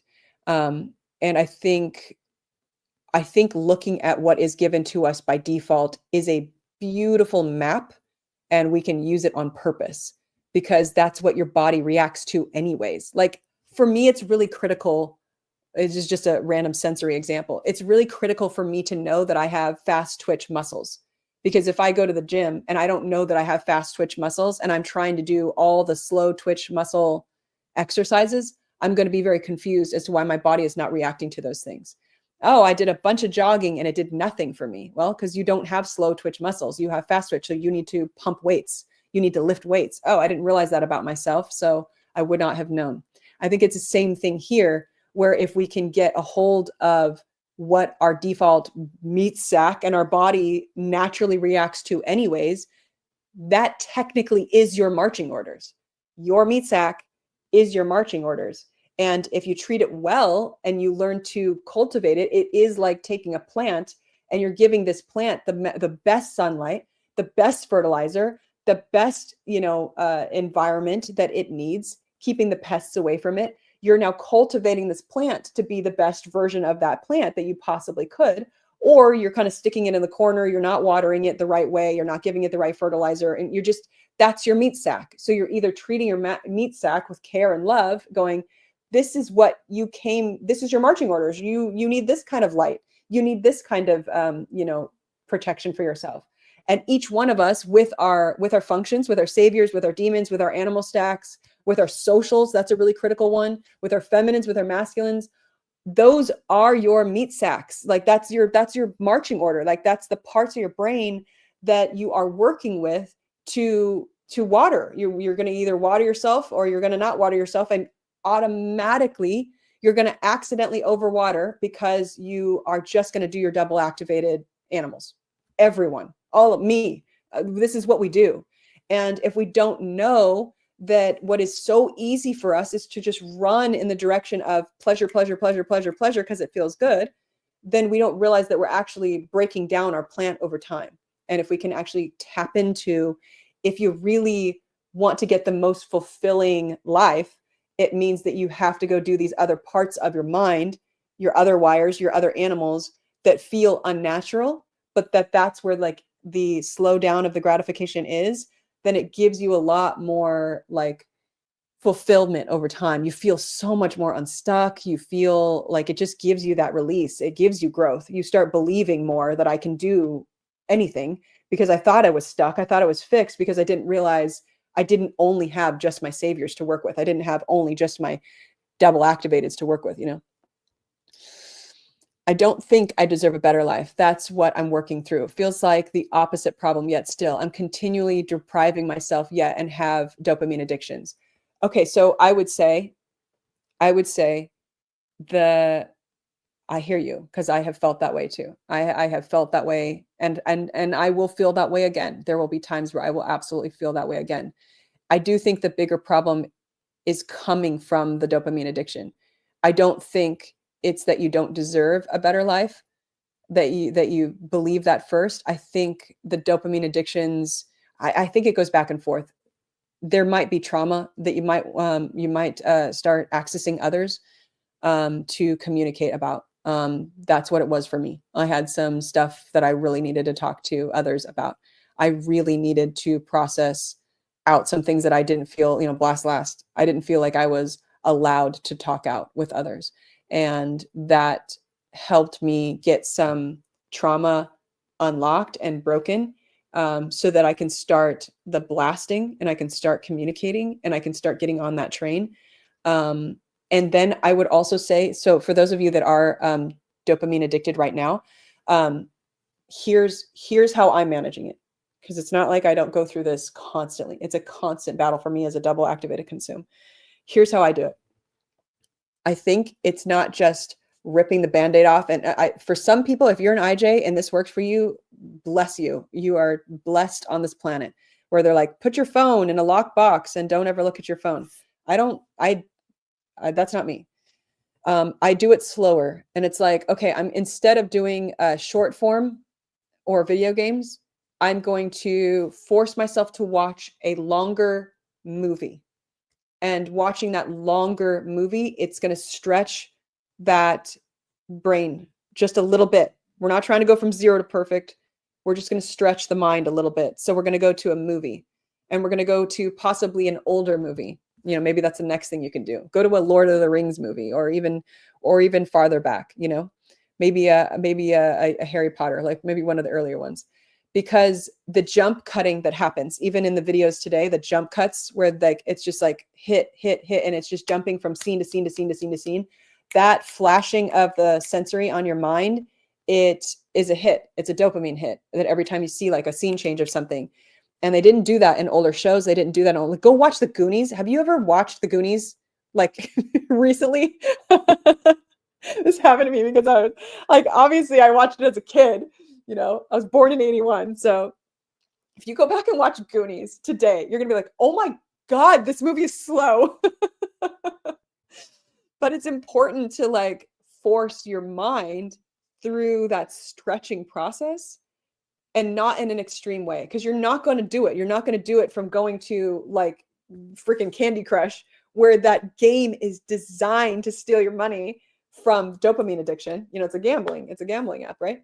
So that's one side. You can't just go from Candy Crush all the way to Goonies or not from Goonies, but like all the way to like staring at a waterfall. You can, I mean, if you can do it, please do, go for it. But if you're trying to do it like the way I'm trying to do it, the way that it helps me is I'm like, look, I already want to go consume something that I love. So I'm going to go to I'm going to go to a longer form. Like this video is like the anti-screen because it's just me yodeling this entire time. So it's forcing the brain to stay on an NI topic for a really long time. That's hard to do if you're used to like a scroll, you know? So if you can do that with your mind, where you can slow down, or you can go to topics that are more in depth than just the quick hit, video games, whatever it is, like that kind of stuff will get you in a reactionary state. And if you can just slow it down, because I think belief in self, the deservement, I think everyone deserves a better life. I think you definitely deserve a better life. Says me 1,000%. Of course you deserve a better life. Yeah, of course you do.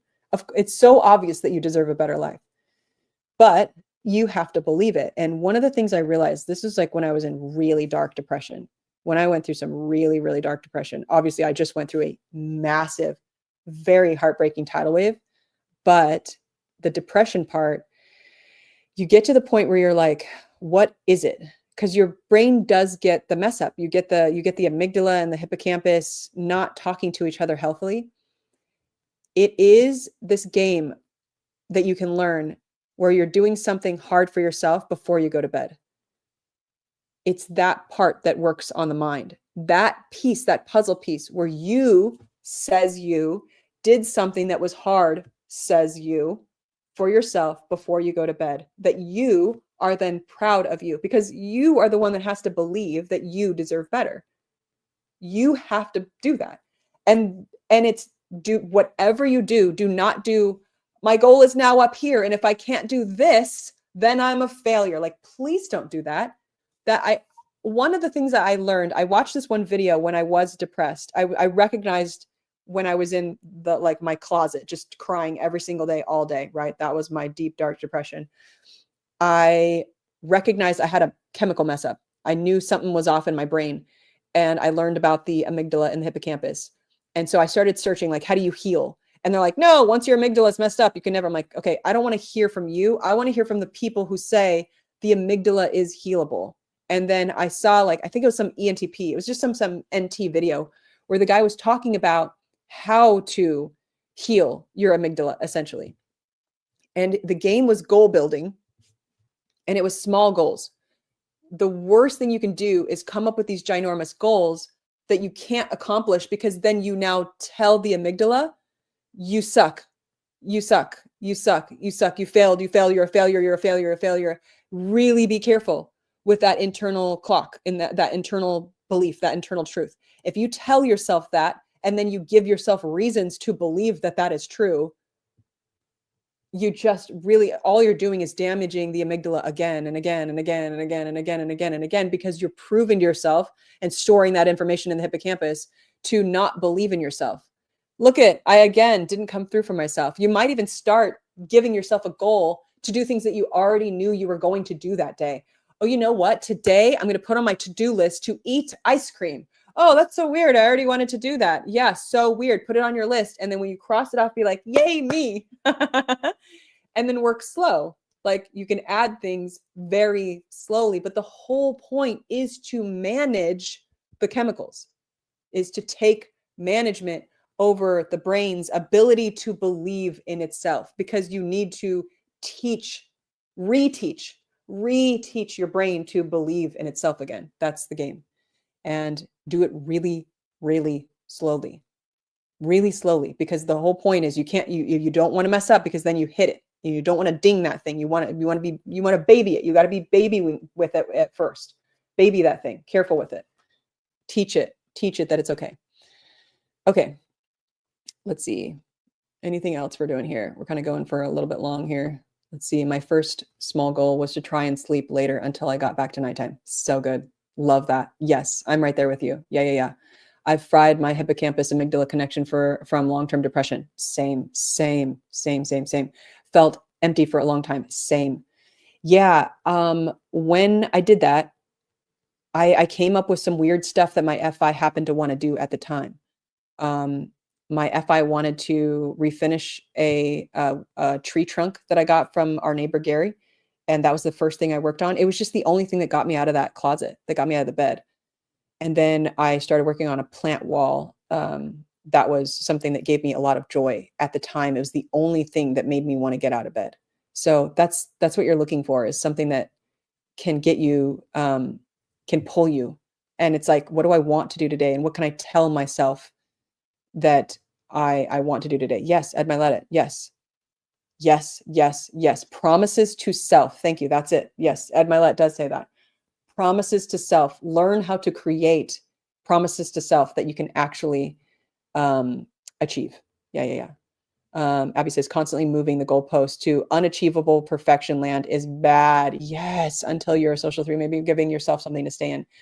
I don't think anybody has it default. I think it's really hard for all of us. 1,000%. Yes, 1,000%. It's really, really difficult to stop creating these unachievable perfectionist goals and accept that you're working with your meat sack. That's your game. Your game is to work with the parts that you have to create the positive reactions and to get the meaning out of working on those positive reactions. My body is trying to get triggered now. No, body, don't. Oh, yeah. It's okay. Also, let it. It's okay. Impossible goals. Yeah, it's like trying to fix a sprained ankle by entering parkour competition. Yes, exactly that. It's okay to baby yourself in the lower stages and not see it as a problem, not see it as problematic. Okay, I'm gonna actually go answer some of the questions on the Facebook group here. I'll just bring them up. But I don't think that there is anything necessarily that we haven't talked about. Like, I don't think I'm actually gonna talk about anything here that I haven't, but let me just do this just in case. We kind of went on a little bit long. I talked a little bit long because I did my masculine blast. Let me share this part of the screen. Here we go. Okay, and then let me just make this small. Oops. Well, that went weird. Oh, did you guys like my thumbnail where I put RBF in the corner? Me trolling myself. Why didn't this do this? Okay. Thank you, Lijo. You're so sweet for doing that. Let me give you a heart. Okay, now I have to like search myself. Sheesh. Okay, let's see. Let's go here and search. Sorry, apologies. Actually, I'll put myself as the main thing so you can watch me staring at the screen. Side eye. Yeah, that was me side-eyeing. I'm just trying to get my Facebook up. Give me a second. Shan, see my activity in the group. There it is. There it is. Okay.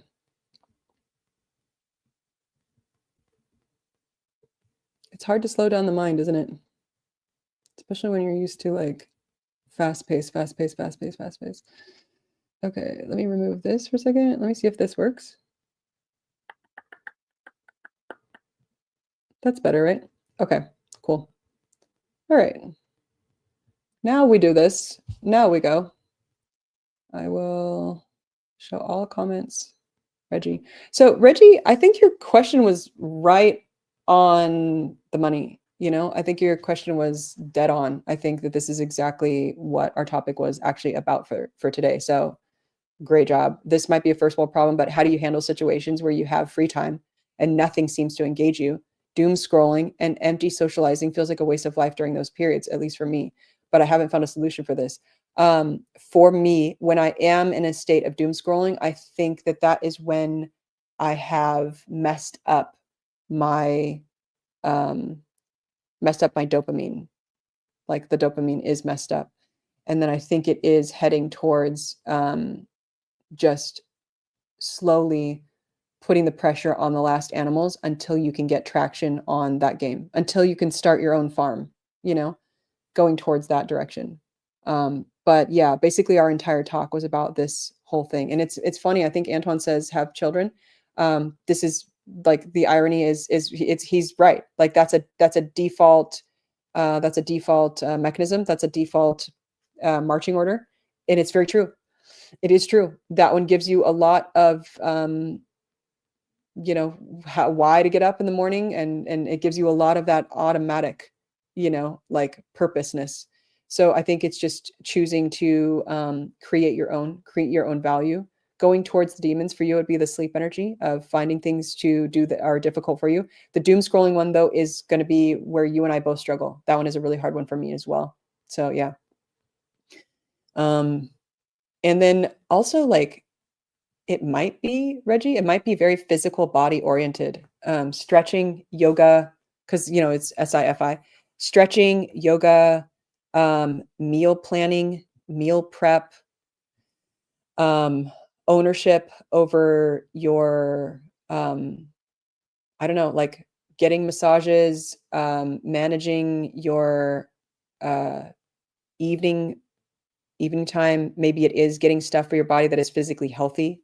Maybe it is that entire game of like how to build stuff that is healthy for your own self, managing the SI of all of that. I know a lot of double activated. I know a lot of the Delta play last. They love their coffee. That seems to be a big thing for the SIFIs, giving yourself like this kind of like loving quality time for the self and the body. Yeah, just kind of things like that. Cody, favorite topics, curious of your thoughts. Okay, number one, how do we reconcile free will with the responsibility for those choices? I would add the free will is the thing I was talking about with the being the captain of your own ship. So I think recognizing that you do have the power over your own self and the choice over every single thing that you're doing, but that you do have massively intense automatic programs that will run you all day if you let them. Like your double activateds are going to run you, and they run you towards dopamine land. That's given. That's the lack of free will.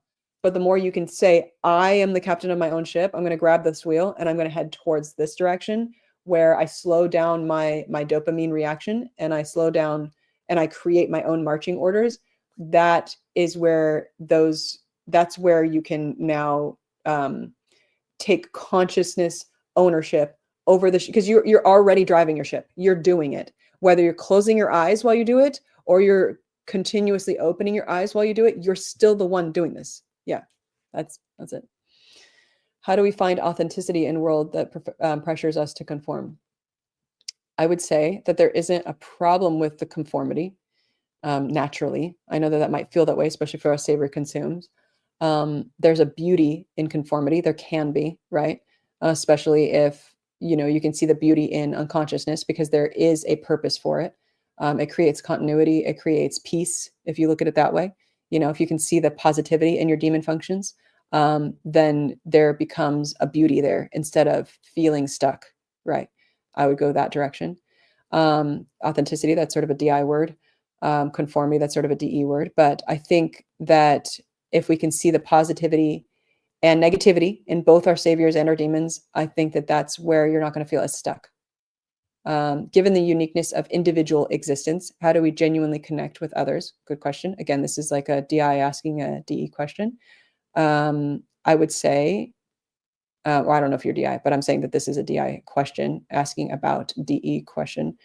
How do you genuinely, well, I don't know. My first thought was we're not really unique. And I know some people don't like that. Some people don't like being seen as robots. We're robots, and that's a negative, and I'm okay with it. How do you genuinely connect? I think the way to genuinely connect with others is to accept and recognize the failures in your own self, the beauty in your own self, and the failures in your own self, and the vulnerability in your own self, and accept that by tapping into that and being vulnerable and okay and accepting that you're going to share that with someone else. You're going to share the weakness in yourself, the failures in yourself, with others, that some people will receive it well and some people won't. But when you can find those that receive it well, they become the most beautiful, deep connection you could ever even imagine. When you get yourself to the point where you accept yourself fully and the failures in yourself fully, you share that with others, that now gives them the opportunity to open up to you and share their failures with you. And now it's like cracking of this social wall, this social breakage between the two selves that becomes an extremely beautiful love, connection, authenticity. The most beautiful kind of authenticity is when you show up fully as your broken, open self. And now you have two people that are now opening to each other in the most beautiful, wonderful, open, and giving way. And you do that by tapping into the darker part of yourself, the failure side of yourself, and accepting that part of yourself so that you can actually genuinely connect to someone else. How do you deal with the absurdity and the irrationality of the world? I personally love and accept the meat sack game. I don't want to stare at the purposelessness of it because I don't feel like that matters on the day-to-day. That staring at, but it doesn't, it's not going to go anywhere. It's not going to go anywhere. Like, I've definitely struggled with that, where I'm like, if I get on this same pathway, it's going to be the same as the last pathway. It's going to have this kind of beginning. It's going to have this kind of middle. It's going to have this kind of end. It's going to have all of these trials and tribulations on this pathway. Why even go? Why? It doesn't matter. None of it matters, right? But then you recognize that yourself and your meat sack and your chemical reactions and who you are today is still a growing being. You're still a growing being that's on the path. And therefore, you, your own self, are still making it what it is. You can still choose to go towards things that are difficult for you and create meaning out of the struggle and meaning out of the learning and positivity, which is what your meat sack is going to react to anyways. How does consciousness shape our perception of reality? I think it's really difficult to see reality in general. And I think consciousness is the attempt.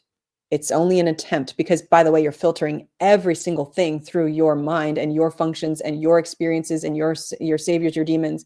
You're still not even really truly listening to others and taking in what they're truly experiencing, especially from you to them. Like, you're never really feeling that way. And you're not even taking in how much you, your own self, are. If you're in a bad state, everyone's assholes. If you're in a great state, everyone's amazing. So your complete dullness to even be able to attempt to see reality is wildly filtered, wildly muddied, completely messed up. Like, good luck even seeing and attempting to gain reality.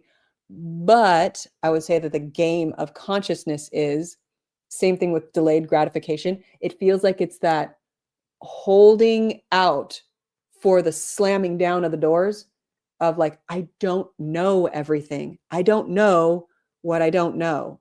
I need to wait and I need to hold time and space and I need to hold open for all of the information to come in. I'm going to attempt. That's all it is. It's just an attempt at objectivity, an attempt at gaining more of reality. And really, you're just looking for a passing grade because you're like, I just need to find a way to make sure that I am coming across as my authentic self and I am loving that other person. I just need to make sure that I'm attempting to gain a certain amount of control in my life. I need to attempt at getting some kind of order. I need to attempt at not feeling lost. I need to attempt at not feeling overwhelmed and anxious. I'm just looking at attempting at gaining information so that I am close enough to reality, even if it's 1%, to get the outcome that I'm looking for. I think that that's really what consciousness helps you do. Number 6 here, what is the relationship between consciousness and the unconscious mind? This one seems to be the sheep, or this one's the sheep. This one is the wolf. Awake, painful. This one is asleep, healing. Sometimes you really need unconsciousness to close your mind down, to not be so awake, aware of the self, watching the self, self-watching self. Stop it, self. Leave me alone. I want to close down for a minute. I want to go get some peace. I want to just veg out. I want to let my brain just not be so damn awake right now. How does consciousness develop and change over time? I think you can either choose to gain more consciousness, or you can choose to cope to try and get back to unconsciousness. I do feel like when you get hits of trauma, your brain wakes up, because it feels like consciousness is a mechanism that helps you survive, to wake up and be aware that you might have predators that are on your back, or any kind of thing that you're doing that is messing up your own self. And I think the game is good luck to get back unconscious, that there is kind of a calming to unconscious, because you want that so your brain isn't too spooked, and there's a way to healthily gain consciousness, because if you gain consciousness and you don't have growth mindset, you're really messed up. And that's where you'll get a lot of depression, anger, bitterness, blame. If you have awareness and awakeness, but zero responsibility, then you have to blame and you have to attack. And that's what I see a lot of people doing, is the more they learn, the more they attack others. And you can see that very easily. People will blame their last functions. They'll see their demons as the problems with the world. They'll see everything as a threat, and that's something where somebody has gained consciousness or gained trauma and therefore woken up to things. And now they need to go warn everybody. They become like the latest and loudest fear-mongering, warn the masses. Oh my gosh, this is a threat. Everything is a threat. Be scared, be afraid, be scared, be afraid. So, yeah. And I would just say that the game I'm trying to play is that the more consciousness I get, I need to have massive self forgiveness and peace and patience for myself, because all I'm going to see is how much I'm messing up. The more awake I get, the more I'm going to see how much I suck. So, yeah, I think that is what I'm trying to do, is just give myself more patience, because I can just see how much I suck, Can we truly understand another person's conscious experience? No, I think we can attempt to gain enough of their experience to where we can have empathy. And I think, again, that comes with more understanding ourselves and where we're really at, where we're actually not the assumed delusion of the self, of the actual failure of the self, being allowed to look at the failure of ourselves. And therefore you have the ability to look at others in a peaceful, loving, open way, to where you can take the information and not see it as a threat. Because if you're listening to somebody else and all it's doing is making you spike and being like, oh, what, you don't think I'm good enough? Oh, what are you trying to judge me here? Oh, what, you think I'm not organized? Are you trying to judge me that I don't know what I'm doing? Are you trying to judge me? Are you trying to control me? Are you trying to limit my options? Like, if everything is a freaking threat of your last function, then you will never really truly be able to sit and patiently listen to the other person on the other side of you. You can't. Everything is a freaking threat, because you're not allowed to look at that yourself, and you're not allowed to grow there yourself. And therefore, you won't really be able to take in or love or connect to anyone outside of yourself, because everything's a freaking threat. So yeah, the more you can give peace and understanding and patience to your own self, the more you can give that time to take on someone else and listen to them without feeling like it's a threat to yourself. Stan. Hi, Stan. How you doing? Love this topic. Few SI questions. Feel free to and I clump them together. The universe creates us subjective and unconscious, but then it punishes for us. Yeah, right. Why do we have to go through the hero's journey? Why suffering? Are we being tested? I don't think there's a problem with the suffering. I actually think that that might be what gains you value. I think the difficulty is what gains the value, even though it's seen as bad because it sucks. I think it is where positivity is. Excuse me. Why do we suffer, be cornered, give and give up to escape the loop? I think we just have natural receptors in our minds that is designed to avoid any pain at all and go for pleasure seeking 100% of the time. And I think it works good enough to procreate, live till you're old enough, you know, on this planet and then die. Like that's really all evolution was trying to give us, is just the ability to keep the species going. It was never guaranteeing meaning. It was never guaranteeing meaning. It was never guaranteeing positivity. It was never guaranteeing joy. Those are things that we have to use our brains to get outside of the default programming to work hard for. Why aren't we born with the conclusions of the hero's journey already built in? I think we kind of are. I mean, otherwise we wouldn't have figured it out. I think we're just, I think it's needed. I think the difficulty is needed in order to gain positivity. I think the hard work is needed. The hard work of going towards our last animal is needed in order to gain positivity. It just feels wrong. It feels uncomfortable. It feels painful. It feels sucky. But then once you conquer it, once you make it through it, you gain that positivity. So it's a weird mechanism of like, if you don't swim all the way underneath the mountain to the, you know, if you don't go through the caves and spelunking and go under all of the darkness and the pain and the struggle and the fear, if you don't do all of that to get to the other side, if you get stuck halfway through and you go all the way under the mountain, you get stuck halfway through, you're forever stuck in darkness. And that's a problem. The problem with this stuff is that you do have to go all the way through. You have to make it all the way to the other side. And you have to keep struggling through when it feels very dark and feels very empty. But if you keep going through to the other side, you get all of the pleasure, you get all of the joy, you get all of the meaning, and then you feel freer. So it's going through that hell that gives you that. And you don't get that by default.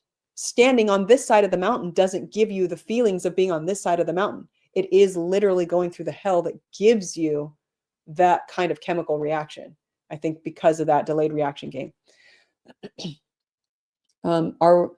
Are lightness and darkness objective categories or something we invented to navigate our existence? I think, yeah, I mean, it does seem to come from literally, like, I mean, think of space, you know, it goes all the way to that level of like space, literally space. It comes from the, you know, the sun, the darkness, the light, the dark, closing your eyes, opening your eyes, death, life. I mean, I think that those things come by default. Yeah, I think those come by default. And we have assigned positivity and negativity to them because they do come from life and death. And I do think that those are natural. Why does darkness so often lead to the tidal waves of lightness? The struggle. And I think it's a chemical thing. I think that struggle is just a chemical game. And I think that that's just how our receptors are built. And yeah, there's science on that stuff. Yeah, the Huberman is a great one to go look at all that stuff. Is absolutely 1000%. The more you go through the hell and you go through the darkness, you go through the accepting, you go through seeing everything, and you get like massive appreciation. And then that darkness and the hell that you go through allows you to appreciate the lighter things. And that's what the game of going through that hell and that darkness is about, is that if you just were given the default easy coping mechanisms over here, that's not as satisfying to the dopamine receptors. Is there something in your worldview that doesn't quite fit? Some contradiction you haven't been able to resolve? It's a great question. I don't think so.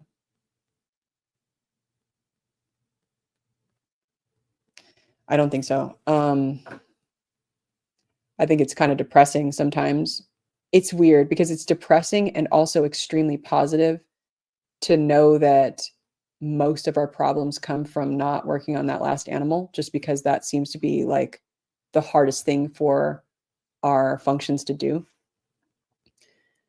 And then taking on the personal responsibility of that, and then like pressure on self and deciding to get ourselves through the darkness and stuff. All that stuff seems to be what is really hard.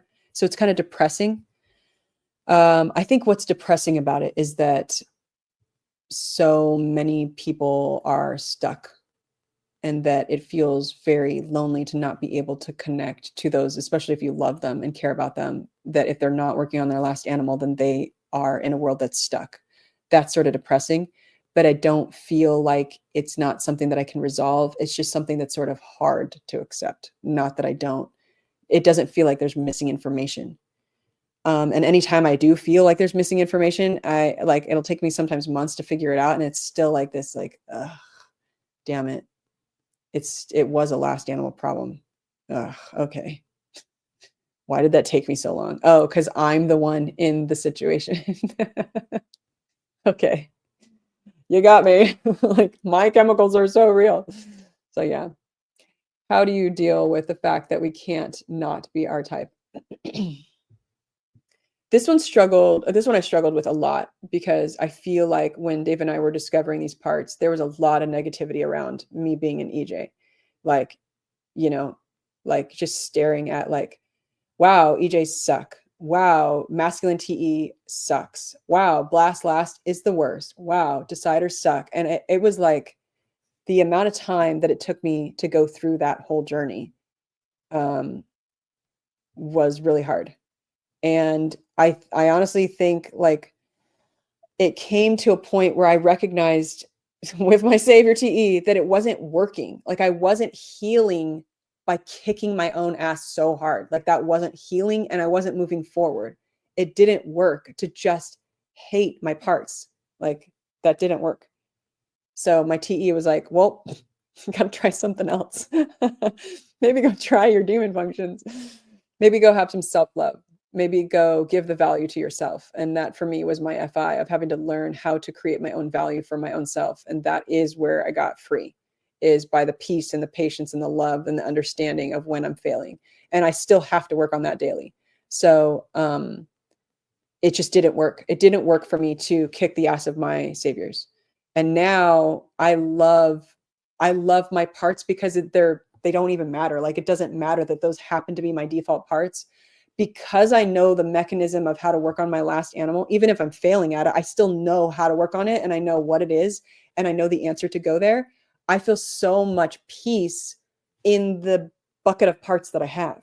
So I don't really care that I happen to be, oh, I'm an ST, so, oh, I'm a decider, so, oh, I'm blastless, so, oh, I'm a 1, that's the worst, so, you know, so, hey, blast last, everyone has to work on your last animal, and then as soon as I go work on it, I feel peace and patience for myself and love, and I feel better. And sometimes it takes me longer. Okay, cool. Well, I wouldn't want to start over with somebody else's parts, because then I would just have to figure out the same thing. So yeah, I think that's how I take it. So yeah. Are you going to talk about the clustering of beliefs? And I think this one I kind of answered a little bit. I think the struggle she was having there was zoning on the pointlessness of a final exam, and I don't like it. And some do. So clustering of people who do and don't. I'm guessing that people who like to take stress experience existentialism in a different way than the ones who don't. And these people can have different belief system. I think this is just 1,000% based on you, your own self, and what is going, like, you know, you're talking about the life path where you're like, what's the point? You take this one exam and so what? What's after that? What is meaningful after that? And I think, yeah, I think that that's basically all of what we were just talking about today, is that you kind of have to just be the captain of your own ship. You have to be the one deciding that there are parts of your pathway that have been aggrandized by others that are not necessarily going to give you fulfillment or meaning. It's going to feel like pointless. And I think, again, that is where it's critical to go work on your other animals, so that you can have more appreciation for what it does give you joy, what does give you peace and patience. So I would say that that's probably the direction to go. Yeah, currently, yeah, what did I say? I've been there with schooling, yeah, where you're just like, what's the point of this stupid test? This means nothing. It's hard. It's hard when you can look past the current test and yeah, if you can see around the corner, it's difficult because you're like, what's the point? Like, what's the point of this? I don't care anymore. I don't care anymore about any of this stuff. And I think it's getting back to finding a way to build your own functions, your own demons to what is meaningful to you. Let's see, Adrian. How you doing, Adrian? Not real definitions, just helping me to frame my question. Totally. Consciousness, bringing the subconscious into awareness. Totally. It's a good one. Or the self, seeing the self. That's another one. Blindness may be caused by will. Limitation of physical human mind not being ready yet. Right. Blind spots. Yeah, totally. A forced unconsciousness because you're not ready to see that yet. I definitely see that for sure. And I think, that's a safety mechanism as well. And there's honestly nothing wrong with that. If you need to blind yourself for a minute because you're just not in a state to be able to take that on, that's healthy. That's okay. Maybe not for good, but definitely for a time, for sure. That's now back to the what's it called? It's the surgery, the anesthesia. Like, hey, can I get some freaking anesthesia here? I don't want to be awake for this. I'm not ready for this, Let's see. Consciousness may cause extreme distress and disorientation and lead to Zen. Yes, if the mind is not ready. Too much awakened awareness without it's consciousness coupled with responsibility and growth mindset. If you don't have both of those, consciousness can lead to panic attacks. It can lead to anxiety. It can lead to depression. If there isn't the growth mindset of I can do something about this, and a lot of times too much consciousness, too much all at once can do some damage. And now you need to kind of be able to regulate that with the capacity to manage the information that you just got in. Zen, emptiness, release of attachment. Yeah. The letting go. Does this really matter? Yeah. That helps so much when you get a lot of consciousness of just being like, hey, self-forgiveness, self-love. Yeah. Everything is constantly in flux and changing. So it doesn't have a permanent unchanging self. Yes, there is always more consciousness to gain. And if you can keep playing the there you go, responsibility. Very good. Yep. You're going the same trajectory here. If you can keep playing the responsibility game, then you don't feel as stuck in this. It's okay to have an ever-changing self. If you are very fixed mindset and you're struggling with an extreme amount of fixed mindset, then consciousness causes a lot of bitterness.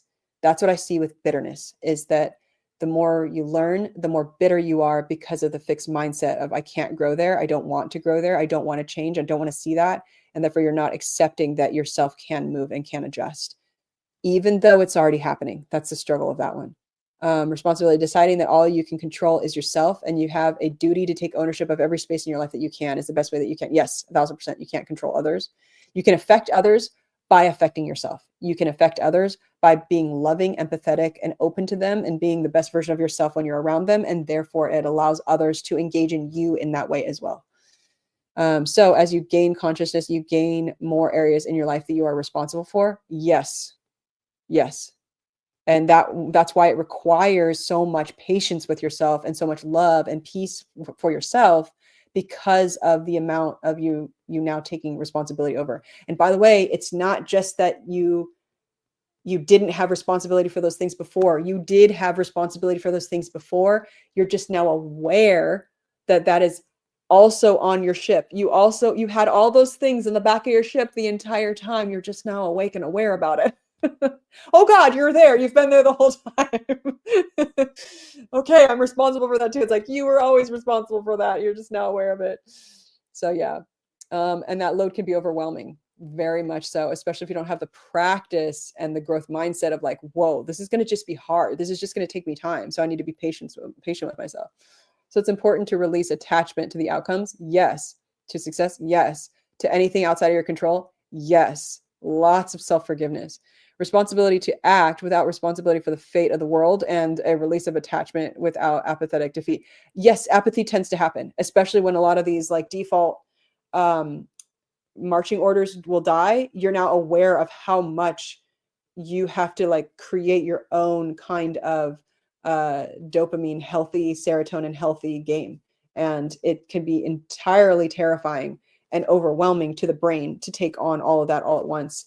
And I think learning growth mindset would be the most critical thing here. Learning growth mindset, learning peace and patience and love for yourself. If you are, there's a game of kicking your own ass to do stuff. Push yourself in the direction of kicking. Great, done. And when you fail, let yourself fail. Like, you gotta let yourself go back and forth of like, oh my gosh, I failed. I broke that chapter. I messed so much up. I really wrecked a lot of things. So what? You're still alive. You're still here. You have plenty of time. It's okay. Hit the guardrails, you know? Yes. Yes.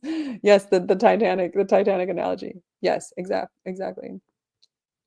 I apologize for oversimplifying. You're not oversimplifying. This is brilliant. This is right on track. It's okay. We love your brain. We love your brain. Yes, that's exactly what I'm seeing here. And the biggest thing is responsibility and the patience for the responsibility that you have to take on. So totally. Tony, as a 3, I'm starting to see more of my protest energy. That's a big one that I see with 3s. Yeah, I've gotten hit by a massive cat attack of protest energy in my life. It's pretty intense. And how that possibly plays out with my type. Really quick before I read the rest of this, I think this is coming from feeling like they're not the captain of the ship, like they're not the owner there. And it feels like someone outside of themselves is stopping them. It feels like there is something, some manager, owner, entity outside of themselves that is lording over them and stopping them, controlling them. Is what it feels like to me. It's what it seems like. The wording sounds like, you know, the way that they feel. Could you talk about how to manage and process this healthily? Yeah. And also how it plays out when coupled with different coins. Before I go on, I will hit this. So it is taking full ownership that you really have full ownership. You're already the captain of your own ship. I think in everyone's lives, they really are the number one in their own life. And they delusionally believe that they are not. I think that that's what's weird, is people just have the default wiring that believes that they're not. No, you are fully in control. You're fully in control.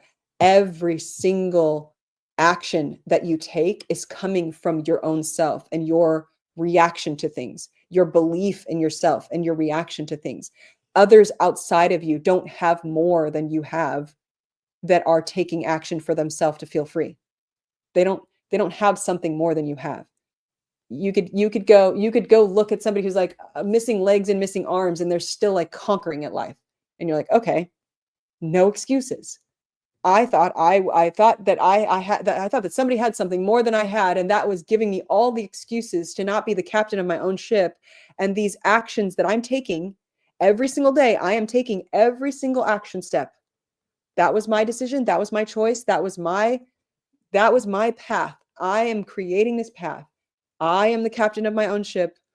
I'm not being forced to do this. I'm not being forced to do that. I'm delusionally believing that I'm in control. And that's where you'll start feeling like you're not. And therefore, why protest? Where is that protest coming from? What is the protest against? Who is above you? Who is stopping you? Why do you need to shout out at something outside of yourself? Who has control outside of yourself? What are you trying to control outside of yourself? And how much do you really have over your own self that you can change for your own self? And you can very much see that in others. There's plenty of people that have less than you, that don't have as much as you do, whether it's intelligence, whether it's strength, whether it's financial, whether it's where you live, whatever. Like, there's people that have less than you with the belief that they have more than you, and therefore they conquer, right? And that's it. I won't get into convoluted theories of how I react, but animalistically, I get extremely stressed over things like towing companies and insurance and healthcare companies that charge life-changing fees and have power imbalances in their favor. Okay. And these are things that I'm not stressed about, right? So do you and I have a different existence? Do you and I have a different world that we live in? Maybe. I mean, maybe you live in a different part of the world. I actually don't know where you live, Tony. But let's say for the sake of this argument, that you live in the exact same area as I live. So why am I not extremely stressed over towing companies and insurance and healthcare and life-changing fees? Why am I not afraid of those things? Do I have anything that you don't have? No, I don't have a different existence than you have. I would have a different belief than you have over these things. I would believe that I have a different kind of power to make it through those things. And it could just be because I'm ST, double observer. That literally could just be, and it's not like because I have those parts, I have different capabilities. I might have different chemical reactions to them. And that would be something that is in the mind. So it's not like it's a lion that's actually at the back of your neck that can kill you, that can also kill me, and I'm just closing my eyes to it. It could literally be just your own belief and the time that you could spend in working on your demon functions to allow yourself freedom to move outside of this kind of stress. So the thing that I would ask is, what would it take for you to feel like you have power over a towing situation? Because maybe it just happened to you. Maybe you just got your car towed, and so you're like, oh my gosh, the sky is falling, right? Or insurance and healthcare. Maybe your greatest fear is that, you get sick someday.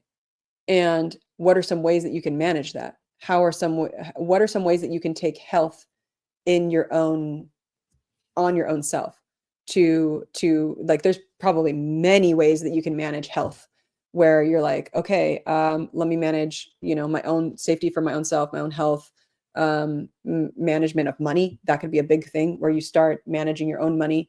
You start thinking of the different kinds of things that might possibly happen to you in your life and start creating a budget for yourself. I'm not saying you go to the extremes of all of these things, but it would be up to you to feel like you have control over those things, that they couldn't take you out. Or if they did, that you would still survive. If the worst case scenario thing happens, that you still could have the strength in your own internal self to even make it through that. There's so many success stories that are like, oh yeah, the health companies didn't pay for anything, and I was in a major accident, and I had all of these life-changing fees, and it took me out. But through that massive struggle, I grew understanding for myself. I grew character. I grew acknowledgement and a belief in myself to manage the system and to navigate the system. And I used my NT mind to navigate the system. I used all of my understanding, my way to puzzle, my ability to work through these things, my ability to work the legal system, all of those kinds of things. I gave myself the capability to deal with my biggest fear by working through stuff. It's really just going to be your own mind allowing yourself to see that you have so much movability there, that these things are not more powerful than you are. Like, that there are many people that have already conquered these kinds of things, that have been in those situations, and that you too, given that situation, that you could make it through as well.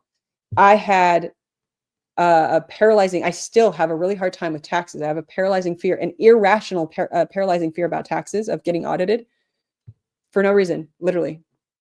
No reason. There's absolutely no reason. It's just an animalistic fear that got stuck years ago. And there's nothing to it. Even though year after year after year, I make it through. And you know what I told myself this year is that the strength of the person that has made it through every year doing my taxes by myself is still the same person that I am, that I would be if I had to make it through an audit as well. I would be able to make it through that too. I've been able to make it through all of these things. I could make it through that as well. And I think that really gave me a lot of peace this year. I was like, oh, that's right.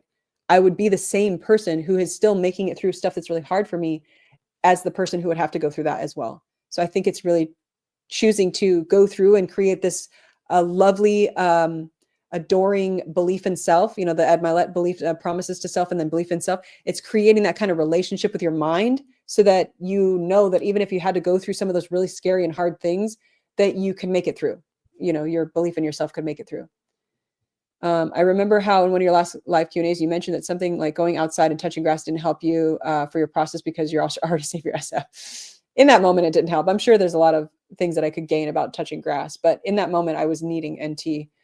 Coincidentally, I was starting to do that multiple times a day since it seemed to be helping. And I didn't realize that it is because I'm NT. That's really cool. Are there some other low SF things that could help balance an NT person out? If I were you, I would think about like the ESFPs on the internet. I would think about that. I would think about the ESFPs on the internet and everybody that is Savior SF, the ESFJs as well. All of the loving, wonderful, beautiful, positive things that they do and that they manage. There's lots of things. They give gift cards. They, loving cards to people that have a lot of joy, and they're sharing a lot of like connection. You can write letters to people and give that kind of positive, beautiful, love to share with others. You can manage, you do what the ESFPs do, manage makeup, clothing, how you look, physical body stuff, managing, whether you're working out, whether you're stretching, whether you're, it's like, it would honestly just be looking at what all the SFs out there do and the categorical different kinds of SFs and all the stuff that they do and what we really love and appreciate about them and what they're so good at, and just choosing to do that at little practices every day. If it is just enjoying the senses, that's what it is, enjoying the senses. Yeah, it would be going outside. It would be going on walks. It would be going camping. It would be doing all kinds of things that is in the physical SF that gives you pleasure in the SF that allows you to feel more fulfilled in those areas. That would be my recommendations there. Okay, I'm going to go big and see if we have any questions.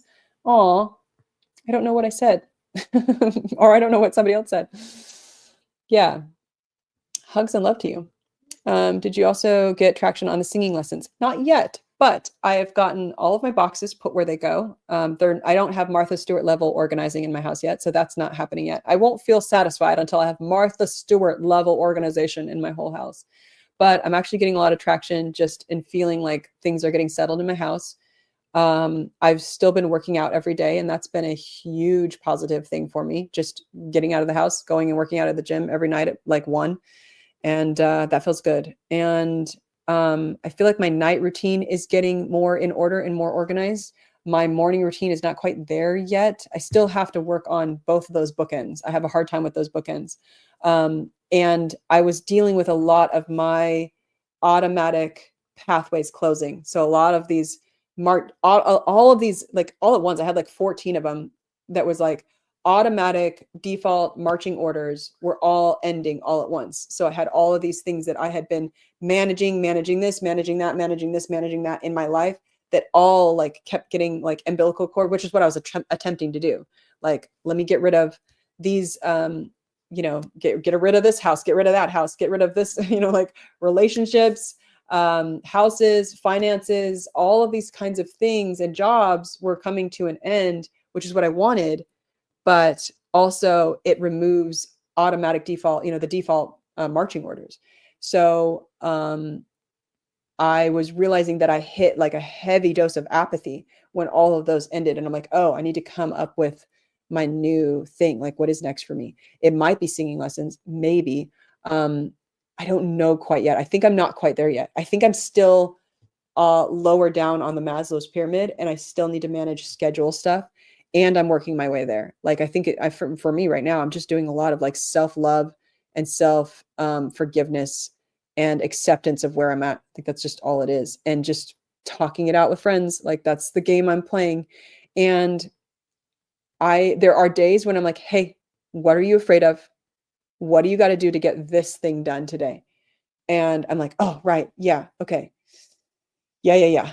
Come on, do some blast. And then I do like that little bit of blast. And then I feel like I'm like at a whole nother video game level up. So it really is just going back and forth and acceptance, and then do a little bit of like, come on, let's go. What do you got to do to get this done? So a lot of that like peace and patience and love is just taking time. That's really all it is. It's just taking time to do all that kind of stuff. Yes. Let's see. Perception is prior to consciousness. Our consciousness is built and shaped by the nature of our perception. This is basic epistemology. And I'm also curious about your epistemological point of view. That feels like a bigger topic that I don't want to open up yet, but please ask me that again, for sure. Please ask me that again in the future.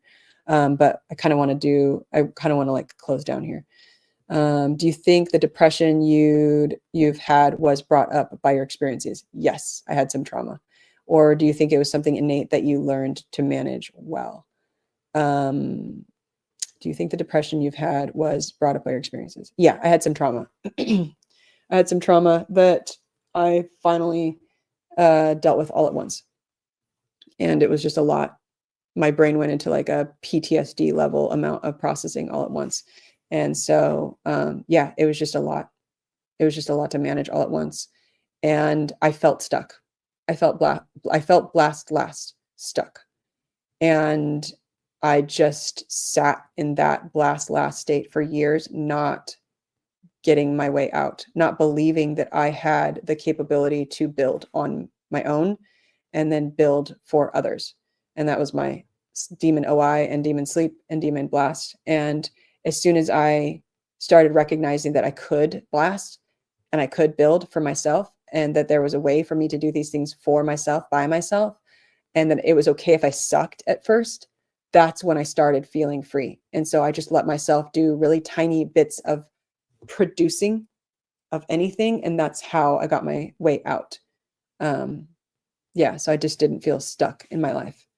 And yeah, for me, it was just learning to accept my FI, accept the trauma that I had been in, and also believe that I could build my way out of that. And I could also manage all of the things that allowed me to go through those traumas as well. So it was just a lot of self management to not feel stuck anymore, to not feel like I had to stay a victim. It was just choosing how to build my way out by blasting. Yeah.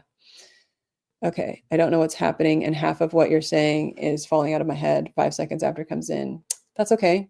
That's okay. Yeah. Let yourself do that. I would say just watch it again.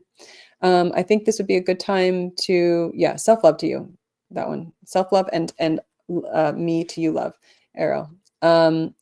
Much love to you too. I think this would be a really great time to end. We've gone on for 2.5 hours. It's pretty good enough time. What do you think? Good enough time. Good enough time. So I think let's say goodbye for here. I would say conclusions wise, consciousness and responsibility. You are free. You are the captain of your own ship. Yeah, I guess that's it, really. Peace, patience to yourself, putting pressure on yourself, but also peace and patience and love to your own self. Yeah. Thank you. Thank you for being here. Please do some Indian celebs. Please request some Indian celebs. Thank you very much for that. Woot. Thank you. Thank you. Thank you. Thank you. Thank you for putting language to what many of us feel and don't know how to say, sending peace, patience, and respect your way. So much love to you. Yeah, so much love to you, Alexa. It's definitely difficult. It's difficult to go through this kind of stuff. And I think the more I talk about it, I feel better because it's hard, my own self going through it. And if I can talk about it more, then I feel like that gives others not only the freedom to feel like allowing yourself to feel broken at times and that you're not broken, and that also I'm going through it too. And then it feels very connecting knowing that somebody else is going through it. So that automatically brings us closer together. So yeah. Yeah. All right. Rome was built brick by brick. Exactly. That's really all it is. Like if we can go all the way to like a micron level of like, all right, what is it going to take for me to feel like I'm actually advancing? Because I think our brains get in that addictive state of like, if I can't jump a mountain in one leap, I'm not making it. And if I feel like I'm failing, that I think that means that my goal is not small enough. That's what it is for me. Yeah, you've shown a lot of people here that you can improve situation by having patience. Yeah. There you go. You just said it. Improving little by little. You look over a long period. Yeah, that's really it. I think that's all it is. And giving yourself the patience that if you have to make it smaller, then that's still really positive and that's still really good. And that's okay. 1000%. Yeah. Okay. So much hugs and love to you. And I just love you guys. So yeah, hugs and love and wonderful night. Yes. Thank you guys. Hugs, and have a really peaceful time. I hope that you guys give yourself peace and love and patience as you're going through this. And I will too. I will promise that to you. Okay, guys. Love to you all. So much good hanging out with you. And I will see you guys Monday. If you are in the class, I will see you Monday. We're going to do Dean. Dean. Jensen Ackles. We're gonna do Jensen Ackles at 4 p.m. Pacific time. Oh my gosh. If you're not there, I don't know, man. I'm excited. I love Jensen. I love Dean. He's the best. Okay. Okay. Hugs and love to you guys. And I will see you guys Monday at 4 p.m. Pacific time so we can do our class. All right. Talk to you soon, guys. Bye. Love you. Bye.